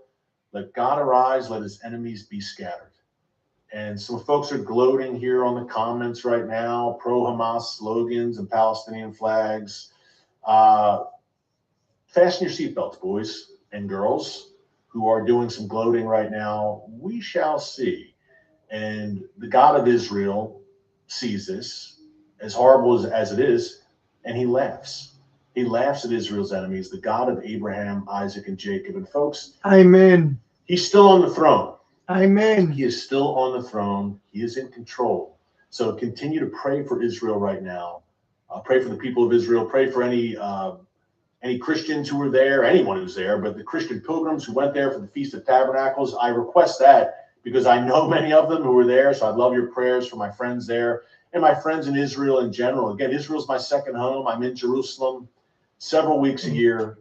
And this is a time of great peril, and it's only getting started, folks. This is only beginning. This is just day one. This could be a sustained, not just an operation. And Netanyahu said that it's not just an operation. This is a war. Wow. Finally, he has declared war against Hamas. I don't know that he's ever used those words. I've never heard him use that word. At war with Hamas over the years, and this is going back to late 2008, early 2009, about 15 years now. Every year, every few months even, Israeli operations against Hamas and against Islamic Jihad in Gaza as well. And it's always been an operation. Never, to my knowledge, has an Israeli prime minister said, we are in a full-blown war with Hamas. I may be wrong. But no, I've never heard it either. I think he's right. Saying this is a war. It's not an operation. It's not a limited one-week thing where the UN and the US and the EU pressure us for a ceasefire and we come to the table. I don't think this is that kind of engagement. We'll just say that. And I'm not quite sure that Hamas knows what it got itself into here.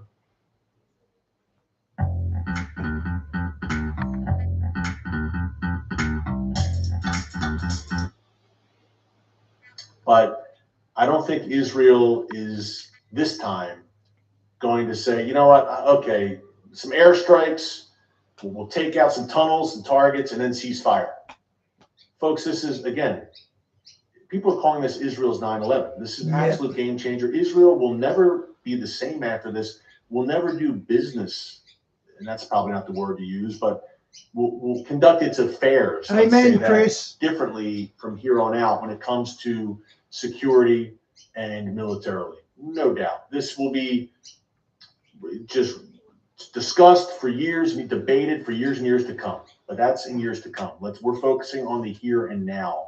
How it happened will be discussed, but it happened and it's happening. And now Israel has to deal with it. Unfortunately, Israel has had to react, but now I believe Israel will go on the offensive and be proactive as they respond to this, and not sure where it's going.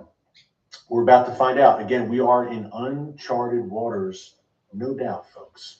And the Iranian regime gloating about this, Hezbollah gloating, will they get involved? Hamas gloating, we have the hostages.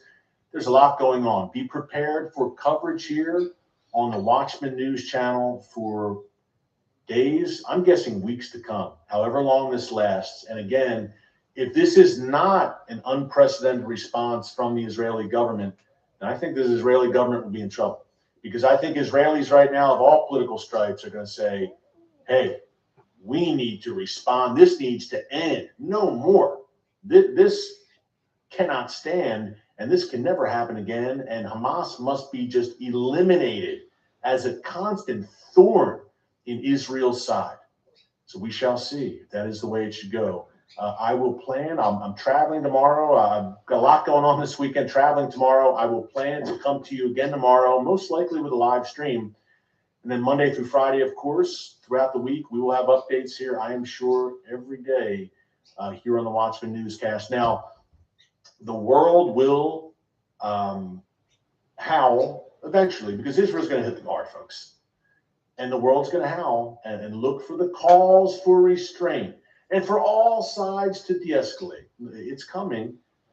It's coming as Israeli civilians are dragged into Gaza. It's coming. But Israel needs to be resolute and to stand strong. Israel is a sovereign nation that needs to do what it needs to do to defend itself, regardless of the world, of what the world thinks.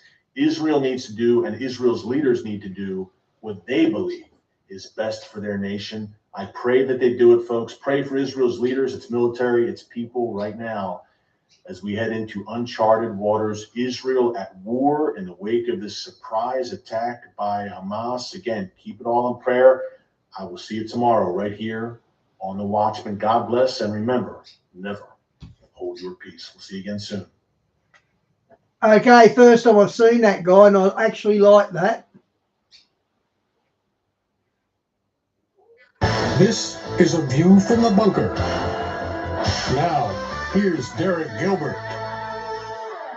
Welcome to A View from the Bunker. I'm Derek Gilbert. This is a special program that was unplanned. It just came together rather spur of the moment as we awoke this morning, October 7th, 2023. If you're watching this in the archives, to find Israel under rocket assault as of this recording. According to I-24 News in Israel, 2,000 rockets launched from the Gaza Strip. It may be more than that. We've seen some reports counting as many as 5,000, 250 confirmed dead at this point.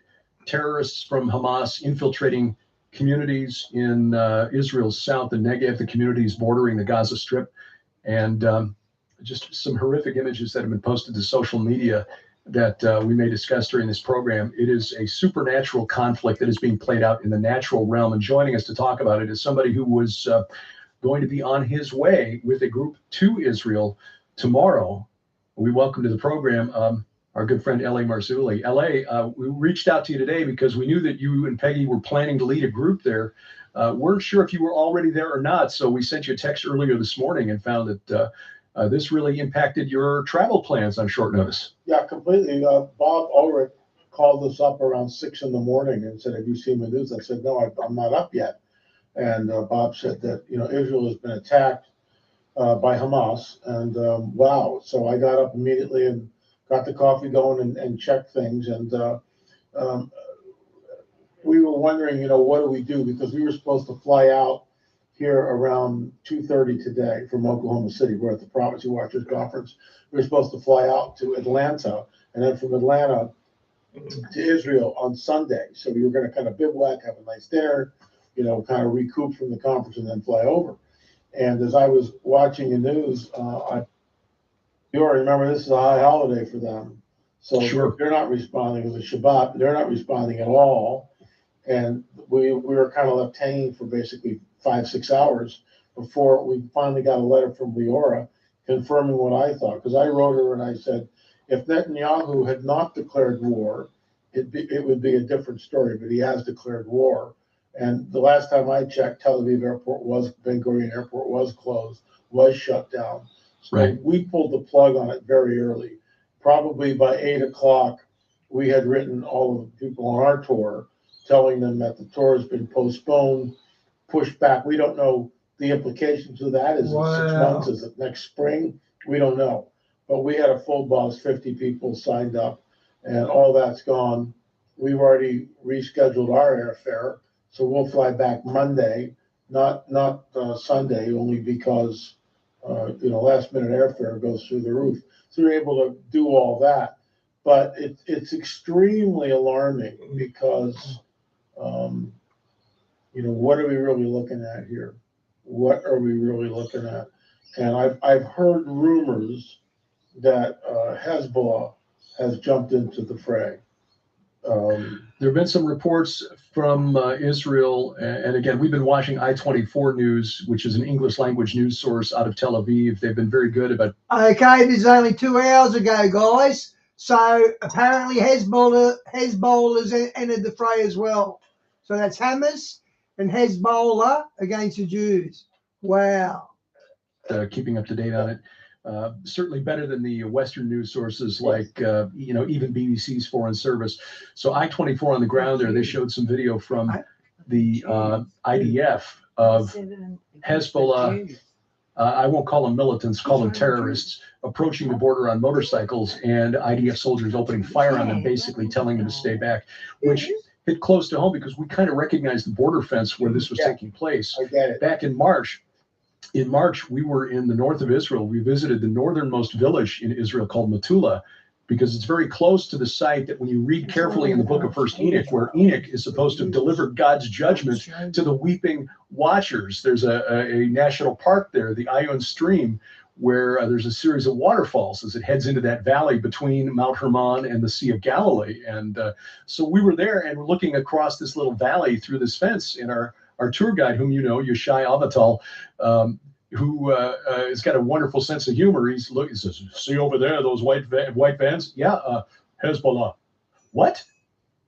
No, just kidding.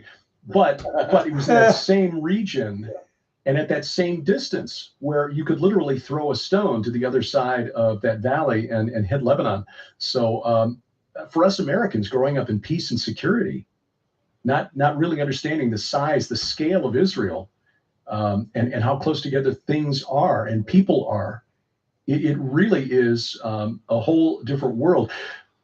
Something that we've noticed. I mean, I grew up in Chicago. I grew up in a city, but you grow up, you live in the country now, as we do. Last 8 years living out here in the Ozarks. We got our house here. Then you go a quarter of a mile. There's another house. Go a quarter of a mile. There's another house the other way. You don't see that in Israel because of security concerns.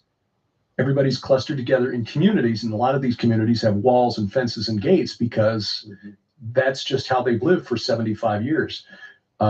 So yeah, there have also been reports, as we're recording this on Saturday afternoon, that the Taliban has requested that Iran give them passage to allow them to fly over. And this really I found disturbing because I saw these rumors, and then I started doing some digging, and I found, to my shame, that I missed these stories. 3 and 4 months ago, it was known by intelligence sources here in the U.S., this reported by reputable corporate media sources, that weapons the Biden administration abandoned in Afghanistan a year ago have shown up now in Gaza. This was known 4 months ago. Yeah, And then 6 weeks ago, of course, you know, the Biden administration freed up $6 billion in Iranian assets Yeah, thank you. as ransom money Right. to bring American citizens home. And of course, Iran is a major financial backer of Hamas. So And Hezbollah. and Hezbollah as well. So this is a very dangerous situation. Very much so. Very much so. But from a biblical perspective, what are we looking at here? Do you have any thoughts on, Great on question. I mean, are we seeing prophecy being fulfilled? It's very possible. My eyes are on Damascus for one.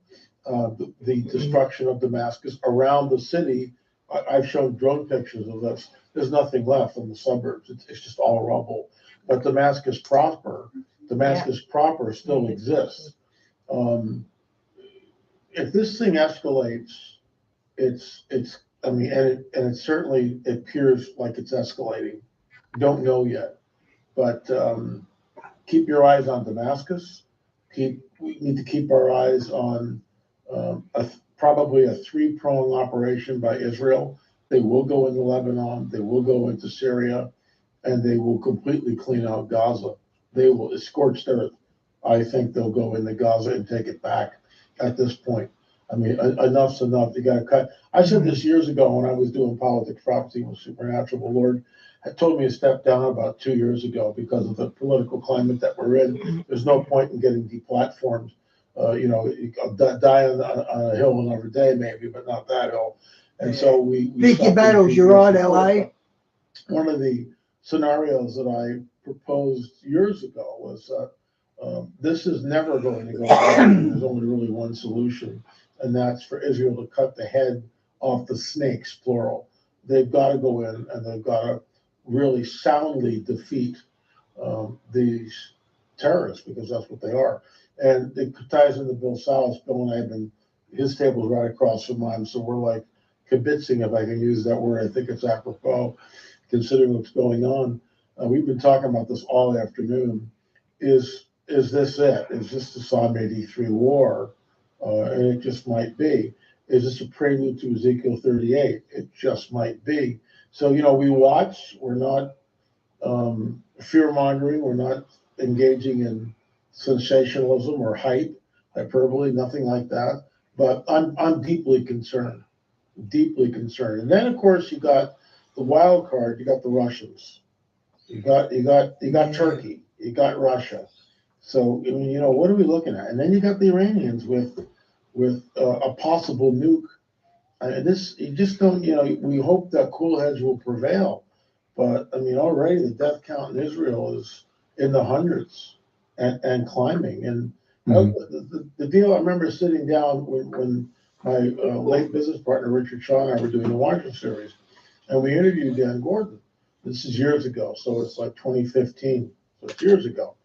And Dan came on the record saying, even with Iron Dome, Hezbollah's got thousands and thousands, basically upwards of 200,000 rockets. Many of them have been retrofitted. So you get, Iron Dome can't get them all. Wonder what that means. They've been retrofitted. Iron Dome can't get them all. So now what are we looking at? And, it's evening over there. So that's when they'll strike at 3 in the morning, 2 in the morning, something like that. Yeah, it is. For people not familiar with Psalm 83, this was a book that Bill Salas put out several years ago, and he was the first one to really spot this as a possible prophetic future event. And I'll read it here for people who are not familiar with it. Behold, your enemies make an uproar. I'll start with verse 1. O God, do not keep silence. Do not hold your peace, or be still, O God. For behold, your enemies make an uproar. Those who hate you have raised their heads. They lay crafty plans against your people. They consult together against your treasured ones. They say, come, let us wipe them out as a nation. Let the name of Israel be remembered no more. For they conspire with one accord. Against you they make a covenant. The tents of Edom and the Ishmaelites, that would be Saudi Arabia in Bill's analysis, Moab and the Hagrites would be the Egyptians, Gibal, which is a city in Phoenicia, so you're looking at Hezbollah there possibly, and Ammon, again Jordan, like Moab and Edom, and Amalek, the Bedouins of the Negev, Philistia with the inhabitants of Tyre, Philistia, the Gaza Strip, of course, Ashur also has joined them, possibly northern Syria, northern Iraq. Those are the regions occupied by Ashur. But Ashur, as I pointed out in my book, The Second Coming of Saturn, also refers to the chief deity of the Assyrians, also known as El of the Canaanites. The Hebrews call him Molech. So you're possibly dealing with an entity here as opposed to a principality. A principality, right. They are the strong arm of the children of Lot, and the children of Lot, Ammon and Moab, both were worshipers of a deity very much like Ashur, who, if I'm correct, this is the entity that the ancient Hebrews called Shemiyaza. So is this the beginning of a Psalm 83 war? It could be. I argued or suggested in my book, the Bad Moon Rising, that that could be the precursor to a scenario that leads to Israel welcoming a deliverer who turns out not to be who they think. Oh, wow. I pray that that's not the case, or that not that far into the prophetic timeline here, but we really won't know for sure until we're looking at this in the rearview mirror. Yeah, and another complication, another pile-on. You've got the Russian-Ukraine conflict, which is not going well for the Ukrainians, and it's basically a media blackout here. And we're not told doodly squat, but we just keep sending billions and billions of dollars to this war machine for what reason? And recently, Russia was threatening the use of tactical nukes, or just nukes in general. And Europe has basically responded doing the same thing. A lot of saber rattling going on over there. What's interesting to me is the animus has never. I saw Biden saying they stand with Israel, but behind the scenes they're telling them not to defend themselves. What a two-faced mongrel Biden is. Gone away. It's been hidden under the veil of détente, or let's all try to get along, for lack of a better word. But yeah, I agree, Shawnee. Is a great word. And underneath that facade, to use one of Michael Heiser's favorite words, Dr. Heiser's favorite words, underneath that facade lies this deep, deep animus, this hatred, which goes back thousands and thousands of years. So Turkey looks at all this, and it remembers the Ottoman Empire. It remembers before World War I its greatness. All this land was under the Turkish Ottoman Empire, all of it. And the Hashemite kings came in and ruled some of it for a while. Now there's only one Hashemite kingdom, that's Jordan. So Iraq and Syria were under the Hashemites at one point. All of us were carved up after World War I, and here we are at the present day Middle East. So it makes one wonder, what are they thinking? What are the Turks thinking? What are the Russians thinking? What, if any, is our intel doing about any of this? And the fact that, Hezbollah has got tens of thousands of rockets. If they start pulling the trigger, as I mentioned earlier, Dan Gordon about this, you can't get them all.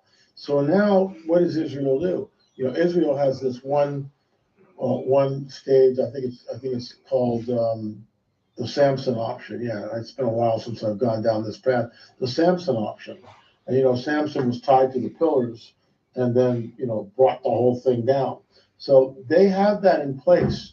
The Samson option is in place, and that, of course, is if it looks like it's over, then they're going to do something. But here's what the Word of God says: that we know that Israel will remain intact until the second coming. We know that, and we also know from prophecy that Israel will never be removed from their land once they're reestablished. That's prophetic. So, you start to take all that in the prophetic stew, and Israel might suffer, but they could expand their borders like Bill Salas believes in Psalm 83. Okay, Phil, God bless, mate. Conflict. Right. To the point where, they don't want to rule in Lebanon. They don't want to rule in Syria. But, can you imagine if Damascus, the oldest city on the planet, is destroyed, or they roll up into Lebanon and they take that? Now we can all go to Baalbek. which is, I'm already licking my chops, right? But I mean, this is very, I would say this, at this point in time, it's very uncertain as to where, like you said, until we get to look in the rearview mirror, you just don't know what we're looking at here. Yeah, and you're right. There are wheels within wheels here that are working. This may be another front being opened in a wider conflict. Sharon and I talked about that this morning on our PID Radio podcast. That you mentioned Russia and the Ukraine conflict. Last week, an Armenian enclave inside Azerbaijan. Now, these are nations that are south of Georgia, so the Southern Caucasus, basically Russia's southern flank, and they've been fighting over this enclave, which was mostly ethnically Armenian until last week, when about 80% of them went back to Armenia finally, because the leader of this self-declared Armenian Republic in the middle of Azerbaijan said, "Okay, we're going to dissolve the republic. It will cease to exist as of January 1st." And that's because Russia, who is an Armenian ally, essentially said, "You will solve this now." Now, I don't know that for a fact, but I'm guessing behind the scenes, because Russia had moderated or mediated the conflict between them when it broke out into open war back in 2020. But again, they've been fighting over this piece of ground since the Ottoman Empire broke up. And Armenia and Azerbaijan declared independence. You had these ethnic Armenians in the middle of Azeri territory, and they've been fighting for independence in that spot for a century. Finally, Russia just said, "We're not having this distraction right now. Solve it." And so the Armenians, it was reported about 80% of them have gone back to Armenia as of this point. I think that may have been an attempt by Western agents provocateur, intelligence agencies maybe, to stir something up to distract Russia on the southern flank, and Russia just wasn't having it. This, in turn, may be something intended to distract NATO and the West. And in fact, what's been going on in Africa with the coup in Niger, just the latest in a string of coups across northern Africa from Mali to Sudan over the past 2 years. They call it the coup belt. You look at a map, it's like, oh, okay, basically Saharan Africa from west to east has just overturned in the last couple of years. And in every single one of those nations, you've got either Russian military or the Wagner group has been in country just before things flipped. Niger is the home of America's largest drone base in Africa. The French just said, "Okay, we're getting out, we're pulling out our 1,000 troops. You guys, you Americans, you're on your own." All of this, I mean, I would not be shocked, LA, if we saw China do something finally against Taiwan right now. I mean, why not, right? And with all the instability, this is the perfect time to go in, because Biden has declared that, we're going to back Israel. We'll see what really happens with that under the Obama administration. They lots of lip service, but when push came to shove, the Obama administration was not sending the parts and the missiles and everything else that the Israelis needed to defend themselves. So it's just, I have a friend that's deep in one of the intelligence agencies. He's not going to send me anything that's classified, obviously. But he, like, as a reporter or as a journalist, whatever, I can pick his brain to some extent. And I am in the process of sort of doing that to get his take on things, where he thinks it's going to go or may go. One thing, it seems like it's a massive intelligence failure from Israel, or is it? We were talking about this, Bob Ulrich and Bill Salas and others, Mondo Gonzalez and Lee Brainerd, a little powwow thing there. Was this deliberate? Because what this will do in a New York minute is to solidify Israel. It will solidify Israel. Who a week ago were saying, "We're not coming," they're all clamoring now. Because now it's just not, this isn't a little skirmish. Their lives, the entire nation is at stake. And they know that. I mean, they absolutely know that. I just want to say that our tour was canceled, as I said earlier. When I wrote Aaron and Leora, I said, we can't go to Mount Hermon. We can't go to Gilgal Raphaim. We can't go to Nimrod's castle or the throne of Baal, Cave of Pan. We can't go underneath the Temple Mount. That's 6 sites. What are we going to do? Sit in the bus all week? And, you know, a little tour bus like that with 50 Americans in it, what a trophy. Oh, So, yeah. it's just, you know, Imagine that. He's right. unfortunately, you know, I turned 73 here in December. So those days of, you know, let's do one for the Gipper. I mean, it's not going to get behind.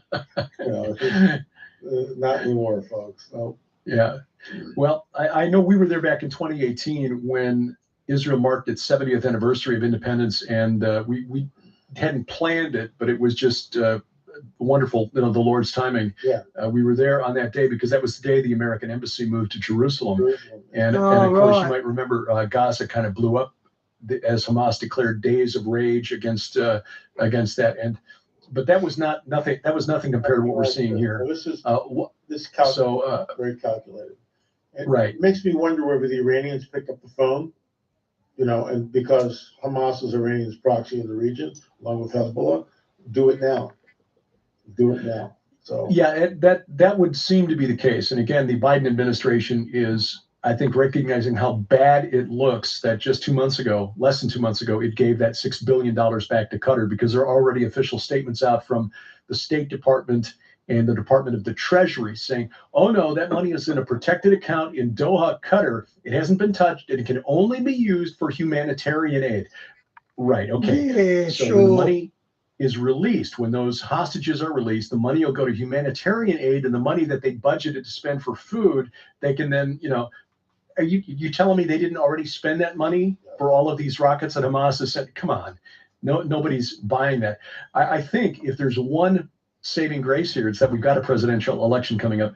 Democrats, the squad, I'm watching on X, formerly Twitter, members of the squad like Ayanna Pressley, Ilhan Omar, condemning the attacks because they recognize that, oh, if we lose the support of AIPAC, we're going to lose the House and the White House in 2024. And so now they're suddenly saying things to try to backtrack from previous statements. And again, the White House trying to distance itself from the $6 billion in ransom that it gave up to Iran less than 2 months ago. And of course, they're hoping that nobody saw those stories, as I missed 4 months ago, when it was reported by outlets like Newsweek, that Israeli intelligence sources are saying, yes, we're seeing U.S. weapons in the weapons in the Gaza Strip. I mean, what do you do with that? I mean, right? How does that happen? You know, well, yeah, you leave $8 billion in weapons behind in the hands of the Taliban is what you do. Unbelievable. Wow. Yeah. Unbelievable. Well, thus says the Lord through the prophet Amos chapter 1, for 3 transgressions of Gaza and for 4 I will not revoke the punishment, because they carried into exile a whole people to deliver them up to Edom. So I will send a fire upon the wall of Gaza, and it shall devour her strongholds. We'll see what happens. Prime Minister Netanyahu gave a statement earlier this afternoon, LA, and basically said to the people of Gaza, get out because we're coming in. Now, the sad thing is, where are they going to go? Because Hamas won't let the people leave. So where are they going to go? But you've got they're back to I mean, it just, so where are they going to go? Right. I wonder if this isn't a deliberate attempt by Hamas to provoke Israel with such outrageous behavior. You've got 20 policemen in the town of Sderot killed when the police station was besieged earlier today. You've got social media video of the bodies of dead being driven on the backs of pickup trucks into Gaza and paraded around like trophies. Some of these now, one young lady was identified as a German citizen, a 30-year-old young lady from Germany who was in Israel because they were holding a concert for peace along the border between Israel and Gaza. How is this going to play in the EU? A lot of funding coming to the Palestinian Authority and to Gaza from European nations. How this all plays out, I don't know. It's still early days, but I want to say one thing here, that the Israelis have been condemned by Saudi Arabia and other Arab states, and they're saying that the Israelis instigated this. So they're already flipping it. They're already flipping the attack. Sure. And this was a high holy day. I mean, this is like, right. This is it, man. This is the whole deal. This Shabbat is different from any other Shabbat during the whole year. So, this is why I couldn't get a hold of Aaron Lippert until it was over, until sundown. And then, we'll let you know what's going on. But I had already bowed out of the tour hours earlier because we can't go anywhere. There is no tour. That's something else to remember. I think 2 points here. First of all, that this is not unusual. Sharon and I were looking for something like this past week, and I talked about it earlier this week on Skywatch TV, that this was the 50th anniversary of the Yom Kippur War. But I was looking at the Julian calendar, and the date on the Julian calendar in 1973. This is the high holy date today. This is the 50th anniversary on the Jewish calendar of the 1973 war, when Sadat sent his soldiers across the Suez Canal, when the Syrians came through the Golan. And wow, this really, what happened today, Israeli analysts are saying, how stupid are the Muslims to attack Israel on one of God's holy days? They just can't help themselves.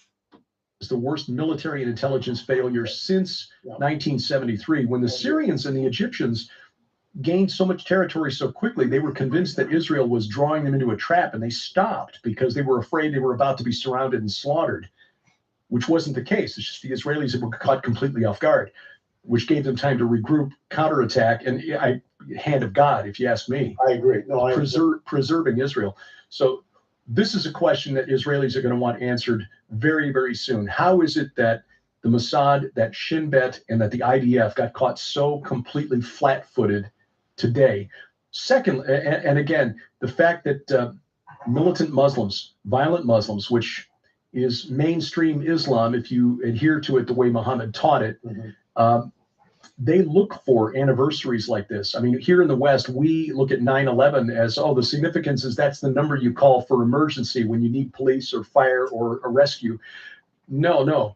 September 11th in 1683 was the day the Ottoman army was routed outside the gates of Vienna by King Jan Sobieski of Poland and his winged hussars.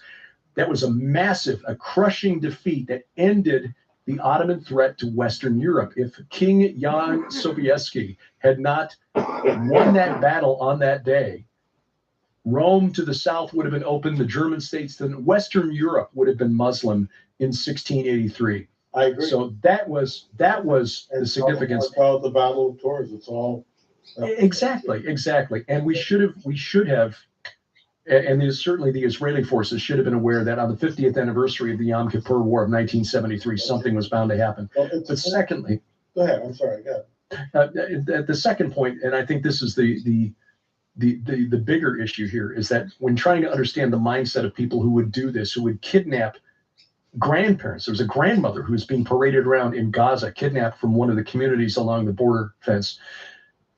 Who would do that? Yeah. Well, yeah, it's inhuman. And that's exactly the point. It is inhuman. We wrestle not against flesh and blood, but against the Nazis used to do that, parade the old Jews through the streets and that and bash them. Principalities and powers and cosmic rulers over this present darkness. Good point. Years ago, Dan Gordon, he's Jewish. And I spent not a lot of time with him, but we've interviewed him, more than once. So there was a rapport there. And he was going to speak at a synagogue in Thousand Oaks, which is about half an hour from where I live in the Santa Monica Mountains. So he invited me. So I went. I was the only Christian in the room. We were not in the synagogue. We were in like a meeting room. And Dan was up there and he was talking about the War of Independence and what happened. And he was telling us a story. And the room was full of Jewish people. You could hear a pin drop. And rabbis are there. And Dan's up there. Even at that time, he was IDF. He was active, in the army and the IDF. And he was told a story that there was an Egyptian column, tanks and soldiers headed. They were about 2 or 3 hours outside Tel Aviv. This is way back when, right? This is War of Independence, essentially. And the Israeli Air Force at the time consisted of 3 planes that they had bought at exorbitant prices from Czechoslovakia. They were worth about $3,000 each. They paid upwards of $30,000, and they have to take them apart and smuggle them out piece by piece by piece, and then reassemble them in Israel, which they did. So these 3 planes are in the hangar. They've never been flown. They've never been tested. Now they know the motors start, but they've never been flown. So the pilots, there's no avionics. They just gotta somehow figure out where they're going. They have machine guns. They can drop bombs from the planes. The 3 planes take off and they head out to where they think the column is. They find the column of Egyptians and they strafe them. They fire the bullets. Everything's in disarray. They drop the bombs. Then they return home. The Egyptians think, oh, we're screwed. The Israeli Air Force is going to come and wipe us all out. They turn and they leave. That's the hand of the Lord, in my opinion. That's the hand of God. And then, and I'll never forget this as long as I live. And then Dan said, and one of the remaining pilots is with us here tonight. And the man stood up and the place went nuts. Women were openly weeping. It was so emotional. I got choked up. I mean, it was very visceral, very emotional, because as an outsider, what I saw was this unbroken 4,000-year, camaraderie, this family, if I can use that word. And it was emotional. It was visceral. It was, I'll never forget it. And the pilot, then came up and talked for just a few minutes. But so the point I'm trying to make is, there was a column 2-3 hours outside of Tel Aviv. It would have been over. That would have been it. So we know from prophecy that once the Lord regathers the nation of Israel, they will never be removed from the land. We know that. That's why Jesus returns where? Drum roll, Jerusalem. If you know the Mount of Olives, that baby splits in 2. Can't wait to see that. That's right. That's right. That's my hope. The Lord's in control. It's been prophesied. We just don't know where it's going to go and how much it's going to escalate. Amen. Wait for the rear view mirror.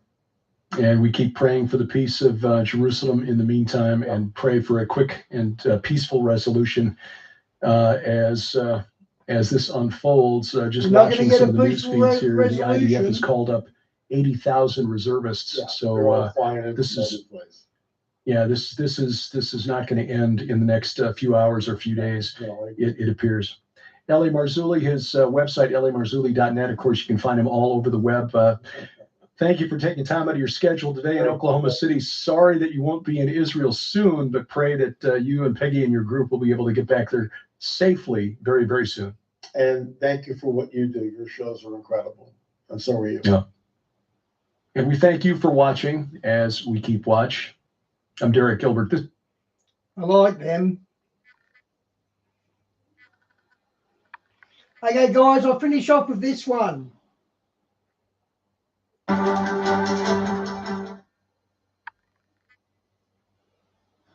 Good afternoon, friends. Stephen Ben here with Israeli News Live. The situation in Israel, of course, it is still spiraling out of control.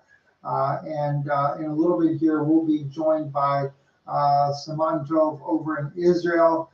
He has woke up this morning to the Iron Dome going off, intercepting missiles over his own neighborhood there where he lives at. And of course, I'm sharing his insights with us about this conflict that's happening. One thing that I've been very concerned about already is Hezbollah. What is going to happen with the situation with Hamas attacking Israel and coming into the country, and such carnage that's been raged already. And of course, Egypt now has, the negotiators have notified Israel that in the event of a ground operation in the Gaza Strip, the Lebanese Hezbollah would enter the war. I don't think it's going to take waiting on that to happen, but I feel like that what Hezbollah is doing is waiting for Israel to launch a ground attack. Israel, no doubt, will launch a ground attack. There's been some of the reports that we got out from our intel inside of Israel is that Probably the same attack, Shawnee. 35. It's been going on for about 15 hours now, and they estimate roughly 3,000 missiles have hit Israel. So it's pretty heavy. Civilians have been kidnapped. As 35 civilians have been kidnapped already. Saman will tell us later in the interview as well, 200 Israelis have been killed in the conflict thus far. And we've heard anywhere from 3,000 to 5,000 rockets have been fired into Israel already from these things. Now, mind you, as you see at the beginning of the broadcast, some of the images that I may share with you here are very disturbing. So let me just share some things here with you. This one here, though, I just have the picture up here. This is the former CIA Director John Brennan. He was on MSNBC this morning. One of the things that he made, and I know a lot of people look at him as a deep state pundit. I don't doubt that a single bit in the world either. Although he did condemn the acts of violence and the deaths of the civilian population in Israel that Hamas is doing, he also said, though, because of the new judicial reforms, where he alludes to the judicial reforms that that Netanyahu is doing and all of his hardline activities against Palestinians, that he feels like that has helped fuel this conflict even worse. But quite frankly, and there again, like I said, some of these images that you're about to see could be very disturbing that we're going to see here. This here, though, happens to be where Hamas has taken over. They had actually taken over an Israeli military base there in southern Israel. It's a little small base. There's a lot of these little small bases throughout Israel there, but there are quite a few tanks there. They have taken some of Israel's military equipment that is operable. They have also torched and bombed other pieces of equipment. There is believed, though, besides Iran being involved in this, in the supplying of weapons and things like that to carry out the attacks, but the drones that were used were the sophistication such as what Russia has used in the war in Ukraine. So there has been... Well, check that out, guys. They've got complete control of an Israeli military base. Wow, that's pretty bad. I think Hal Turner has reported some of that. Look at that. Believes that Russia also has kind of been tired of what has happened with Israel's involvement, specifically in Azerbaijan. We know that Israel had supplied weapons and things of that nature there in Azerbaijan that went against the Christian community there. And let me just see here real quick. I have some information that came in earlier about this.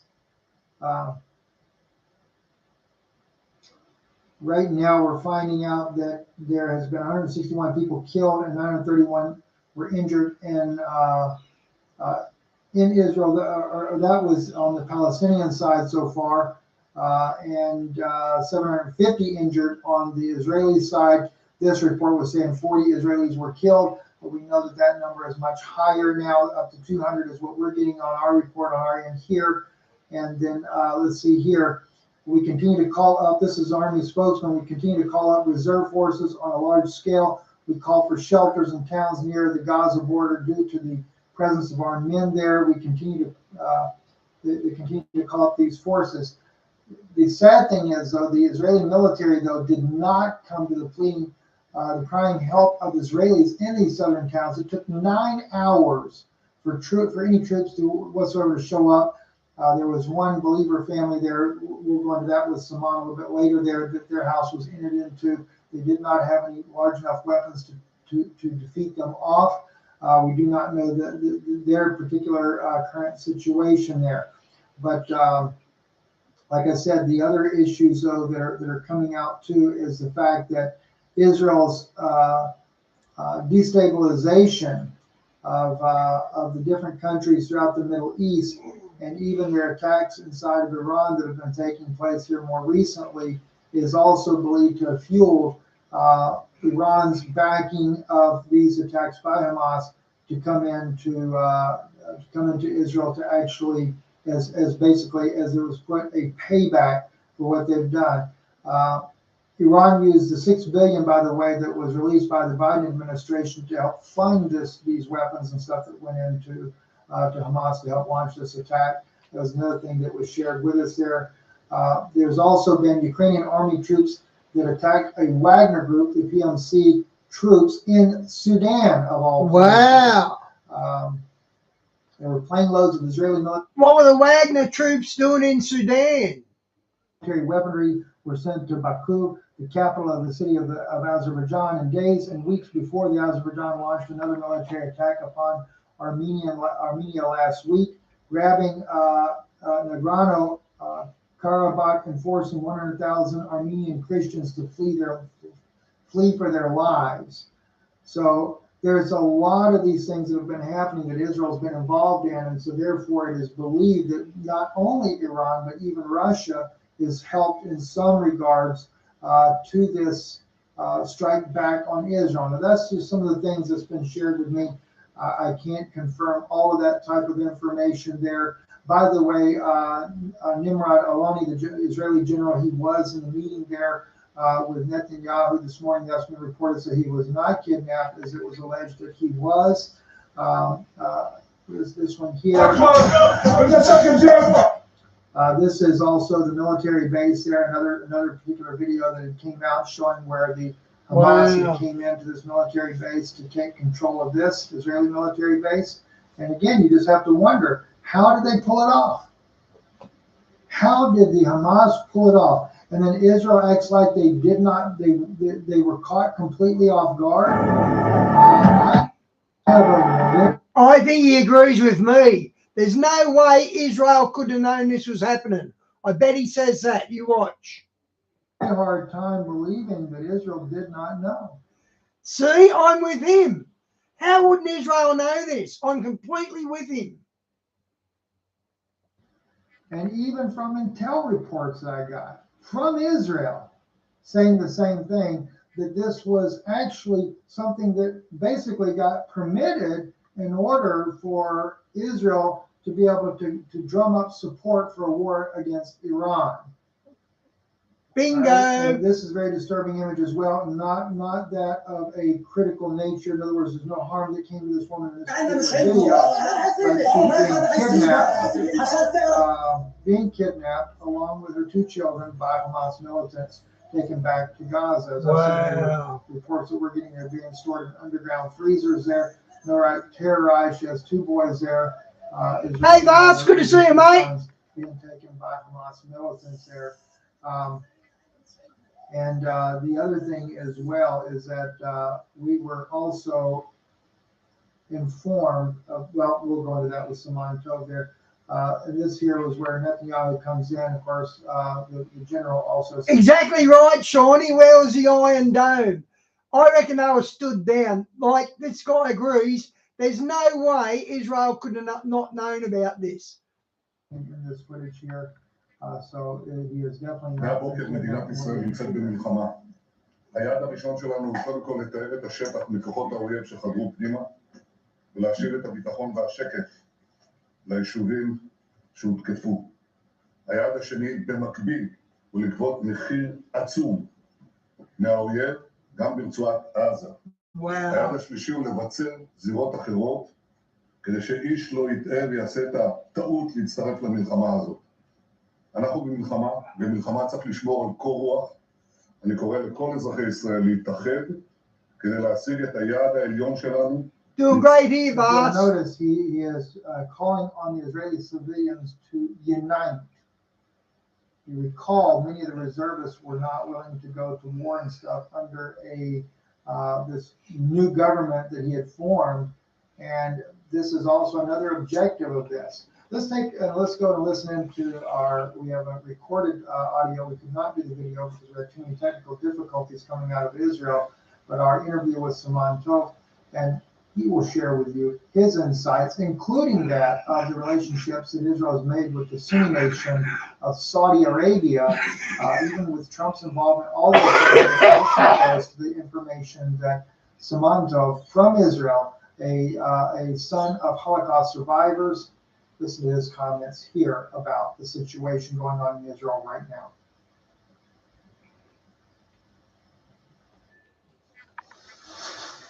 Yeah, just like you said, it took us by surprise this morning.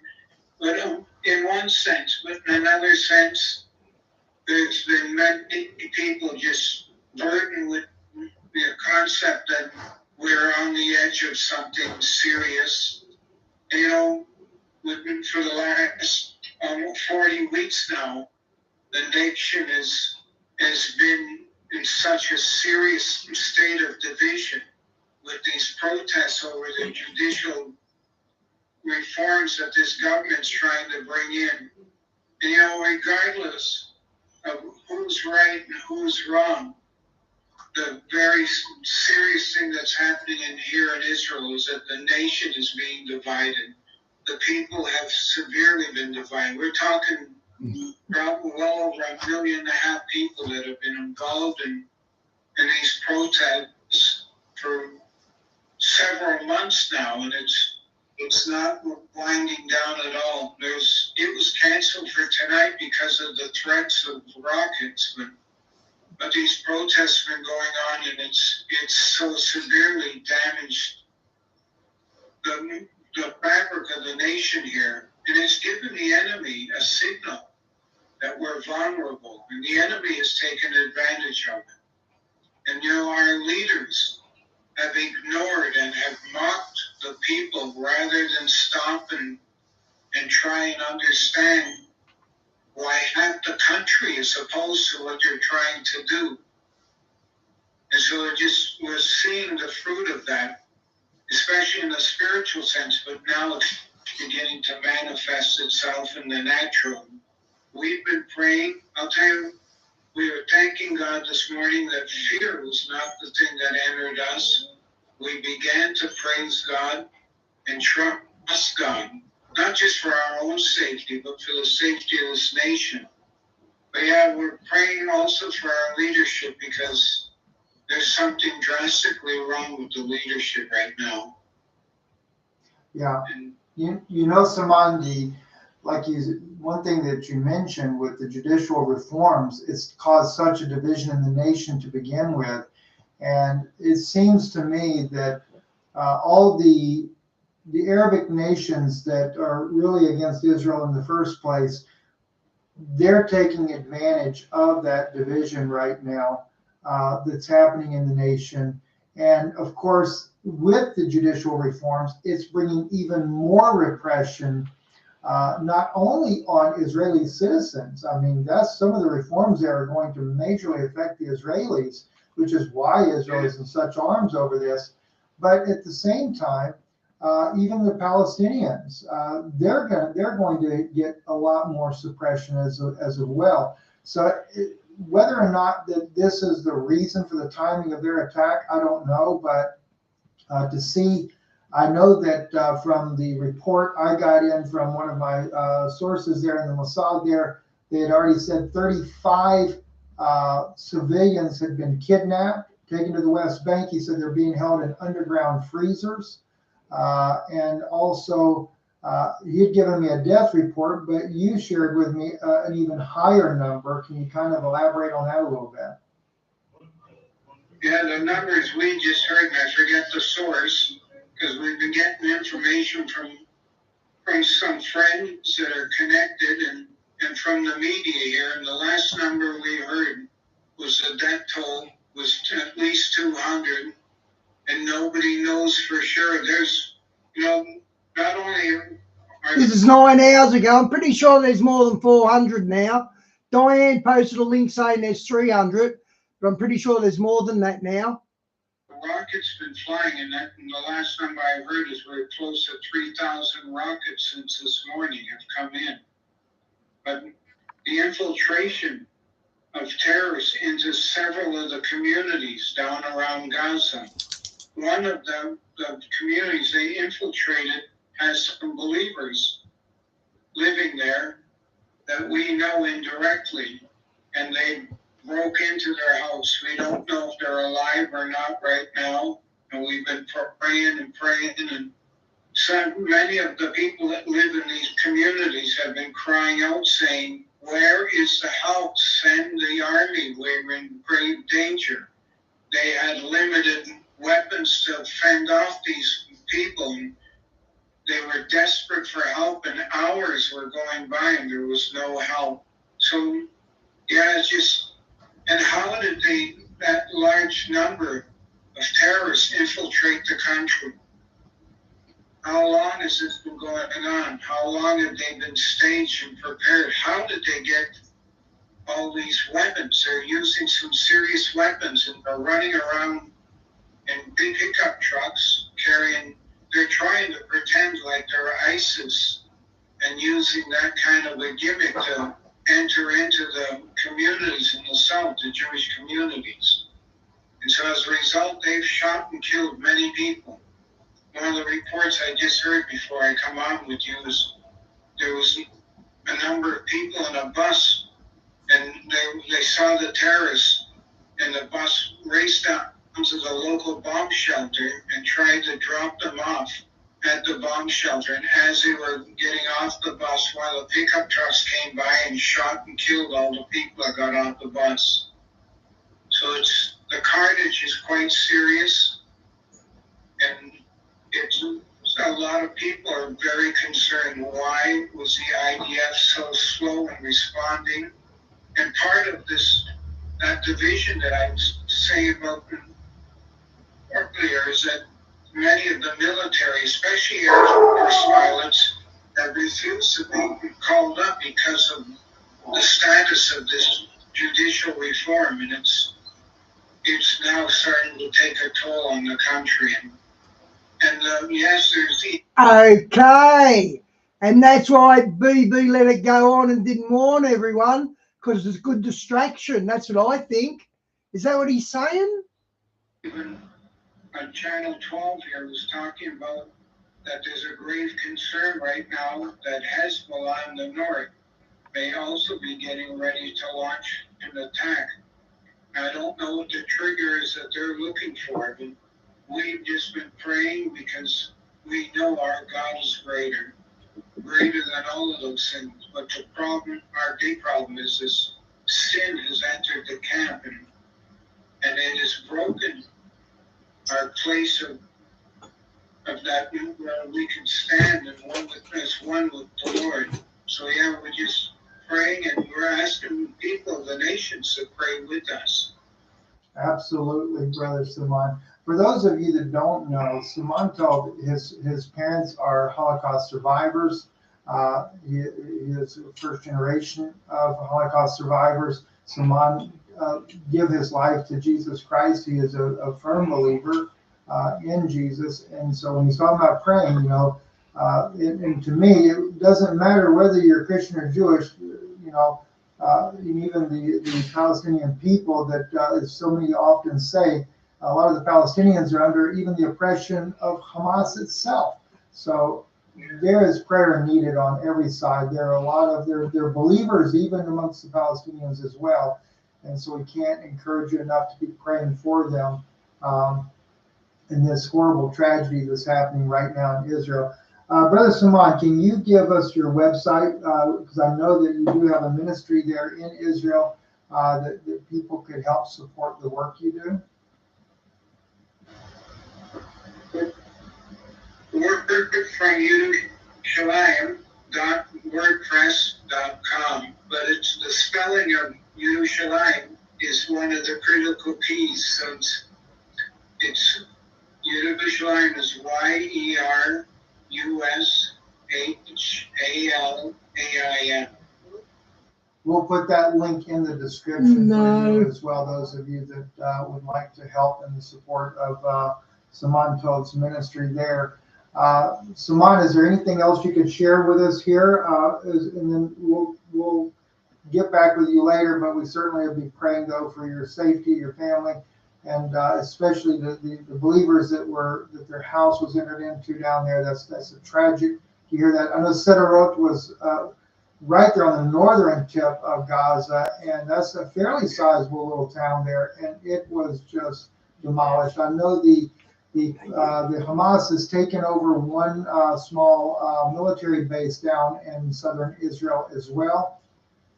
So there's even some of the drones that they were using, dropping these bombs onto tanks, Israeli tanks, definitely were Iranian-made types of weapons.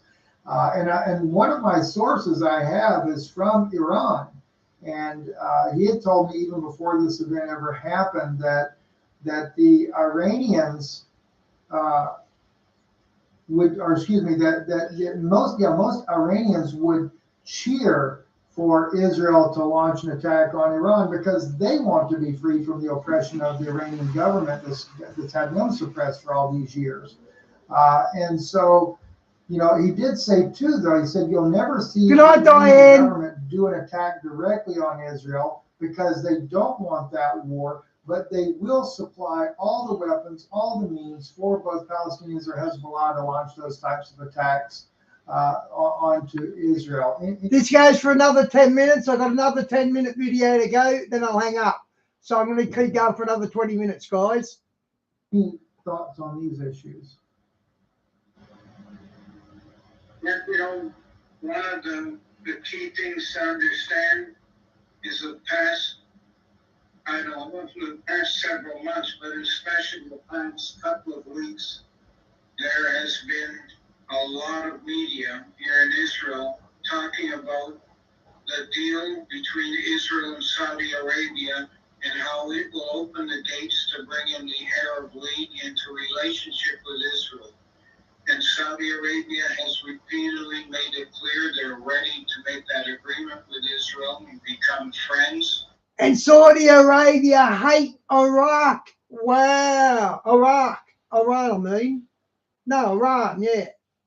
But it must include a Shia and Palestinian Sunni. state with 1967 borders.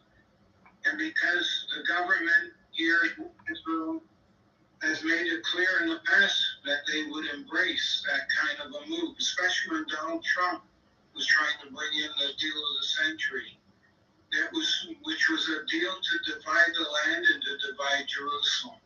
And you know what's interesting is Donald Trump, in his very first visit as a president outside the U.S., was first to Saudi Arabia and the Arab League, then to Israel, and then to the Vatican.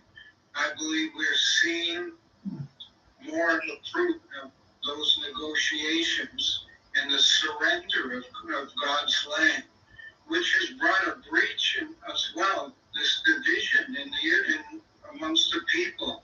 You know, the scripture says that a nation divided against itself will be brought into desolation, and a house against itself cannot stand. But for a nation, it makes it clear that as a nation divides, it brings it into desolation.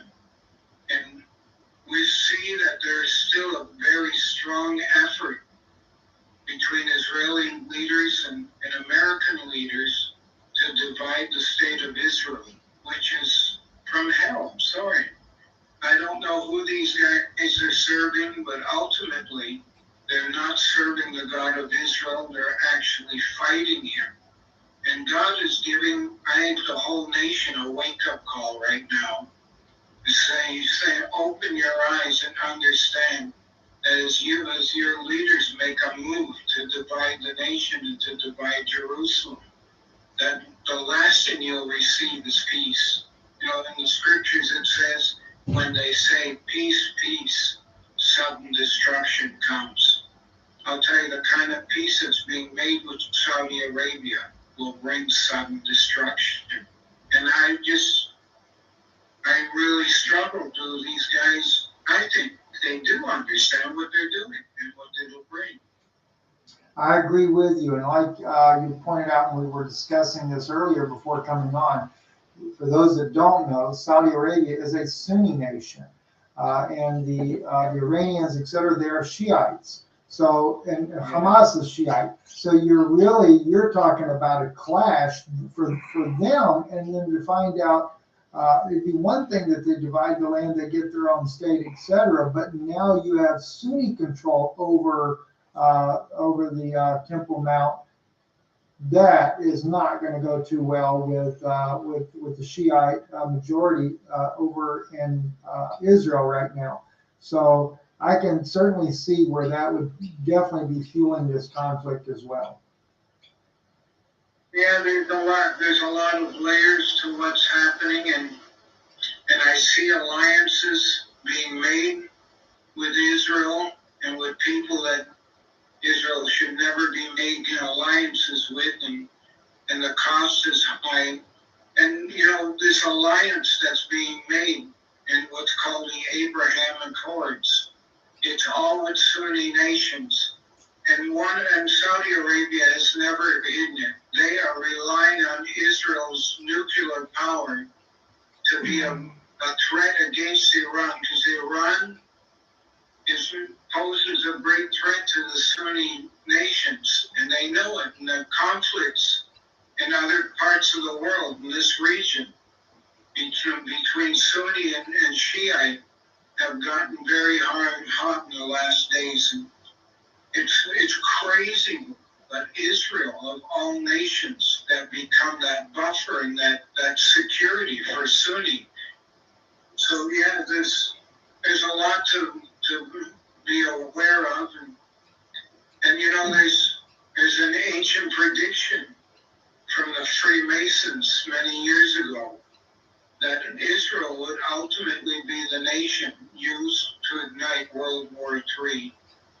And I'm very concerned that we may be on the doorstep of that. I think so You know, too. I'll say this in closing with you, Simon, is that about, I don't know if it's 8 months to a year ago, I was given information. This was, of course, Ukraine war with Russia and stuff was really at a hot spot at the time.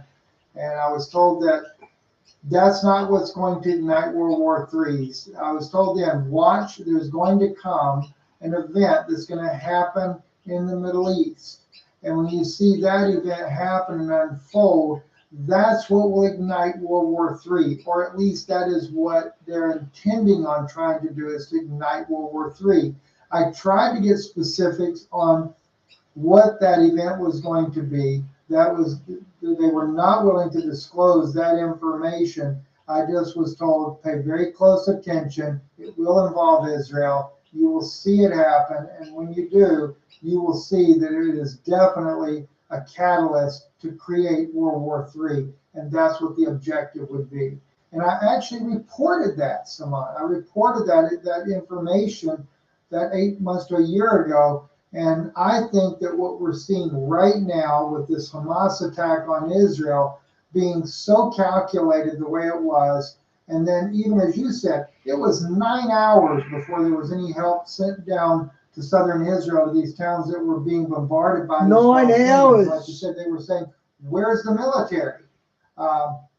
It was almost as if they were trying to give them, and I say they, that is this, whatever that little elite faction in there that is trying to control this, that's putting the Israeli people at harm in order to achieve their global objective there. They dangled them out on a stick to become the bait, and then allowed that enough time to transpire where Hamas could do enough damage to, again, create this whole scenario. And now Egypt reporting Hezbollah in the north, if Israel goes in for any kind of a ground invasion on Gaza, they know their hands will be totally burdened down with that conflict. Hezbollah will strike from the north. Yeah, that's what we've heard, the same thing, and it is a very serious threat, and it's true, and we're praying, but there's just so many things that are not kosher on this side. Stupid typos. I think he's spot on. Israel had to have known, but it come up irate to have known. Stupid typo, guys. Of the fence, and we're just praying that God would expose the darkness that's at work on the Israel side of this whole thing. I could say names and stuff, but it's just, I don't have the solid facts in my hands, but boy, is it too obvious. So true, brother. And I remember one of our interviews that we did together in Israel years ago, we were talking about the infrastructure being set up already even then for this two-state solution, and going back to these pre-67 borders. I mean, it's everywhere you looked at, we could see the infrastructure being set up. So they've been fully prepared to do this. It's just been, I guess, the timing and what types of catastrophes they got to have in order to make it justified where the people will accept it eventually. Yes. Yes. Anyway, Thank you so much, brother. Listen, guys, again, in the description below, have the link to Saman's website there for you. Please consider prayerfully supporting him and his wife in their mission, their work that they do. And we thank you for listening. God bless you. Okay, guys, I'll finish off with this guy. We all know him. And then I'll leave it at that.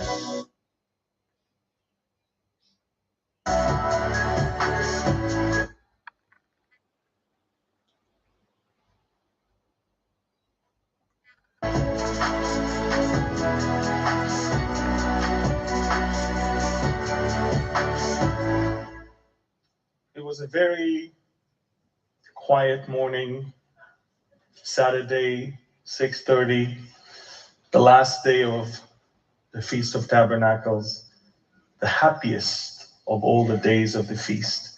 Tonight, there were supposed to be celebrations across the country with dancing, holding the Torah books because of the end of the cycle of reading of the Torah and the beginning of another one. There were youngsters that had a party all night out in the nature. There were a lot of Israelis that were asleep. It's Shabbat. And there were a lot of soldiers that had no clue that in a few minutes their lives will either end or change forever. And then exactly at 6:30, with a barrage of hundreds of rockets, in a very daring move, Hamas terrorists attacked nearly 50 Israeli military outposts along the border. And once they neutralized them, they managed to breach the wall and the fence and open a wide road for their vehicles and their motorcycles. So he just said they overtook 50 military bases in the south. So there's that many men, they took 50 military bases. Wow. And they also used some gliders. And within 20 minutes, at least 1,000 terrorists infiltrated into Israel. Wow. And totally surprised the people in that outdoor party, civilians that are sleeping in on Shabbat, and the soldiers that never saw that coming. And within a matter of 1 hour, we already counted more than 100 dead. As of now, it's over 200. But the astonishing thing, the one thing that we dreaded the most, is the fact that they were able to abduct nearly 100 Israelis into Gaza Strip. And they paraded them on the main road, women and children and old people and young people, and dead bodies of Israeli soldiers were all paraded along the main road. Wow. So Israel declared war, and we're about 10 hours into this war with over 5,000 rockets in less than 12 hours.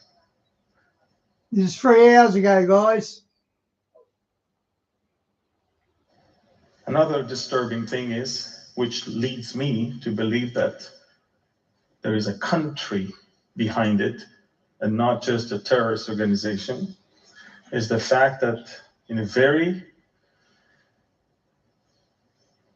strange way, the Iron Dome missed so many rockets. And there were direct hits in so many places. And Hamas basically declared, we neutralize the Iron Dome.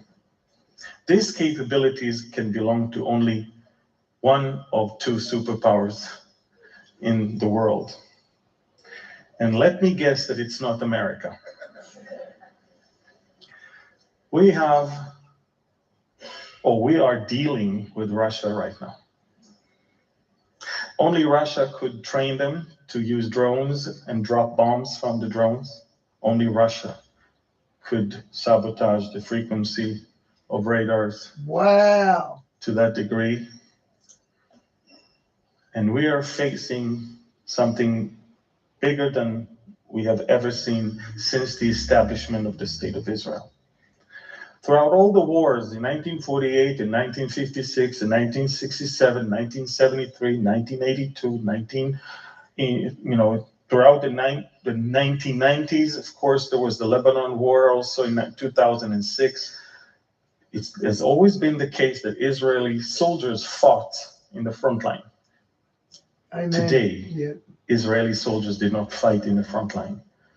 Today, terrorists knocked on the doors of civilians in their homes. Wow. It's equivalent to two things. To roughly 2,000 terrorists taking over large portion of New York City, taking many people as hostages, and transporting at least 1,000 American civilians to Afghanistan. That's the magnitude of what we are experiencing right now. Per capita. At the same time, Hezbollah has elevated its alertness and readiness for war. The United Nothing is now locked up in their bases in southern Lebanon. UNIFIL, the United Nations Special Forces in Lebanon, they do nothing. The Taliban in Afghanistan just announced that they're ready to go and liberate Jerusalem if only the other Sunni Muslim countries allow them free pass all the way to Israel. The second and the third armies of the Egyptian military are now on the highest alert. And we are facing an existential threat. Now, I'm not afraid. And I'm not afraid because I know that he that keepeth Israel shall neither slumber nor sleep.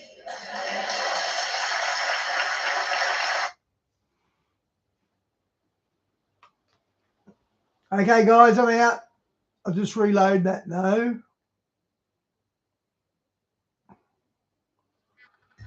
Be ready to worry less about your cash flow. Pay monthly at no extra cost with Allianz Business Insurance Pack and sleep a little easier. Allianz.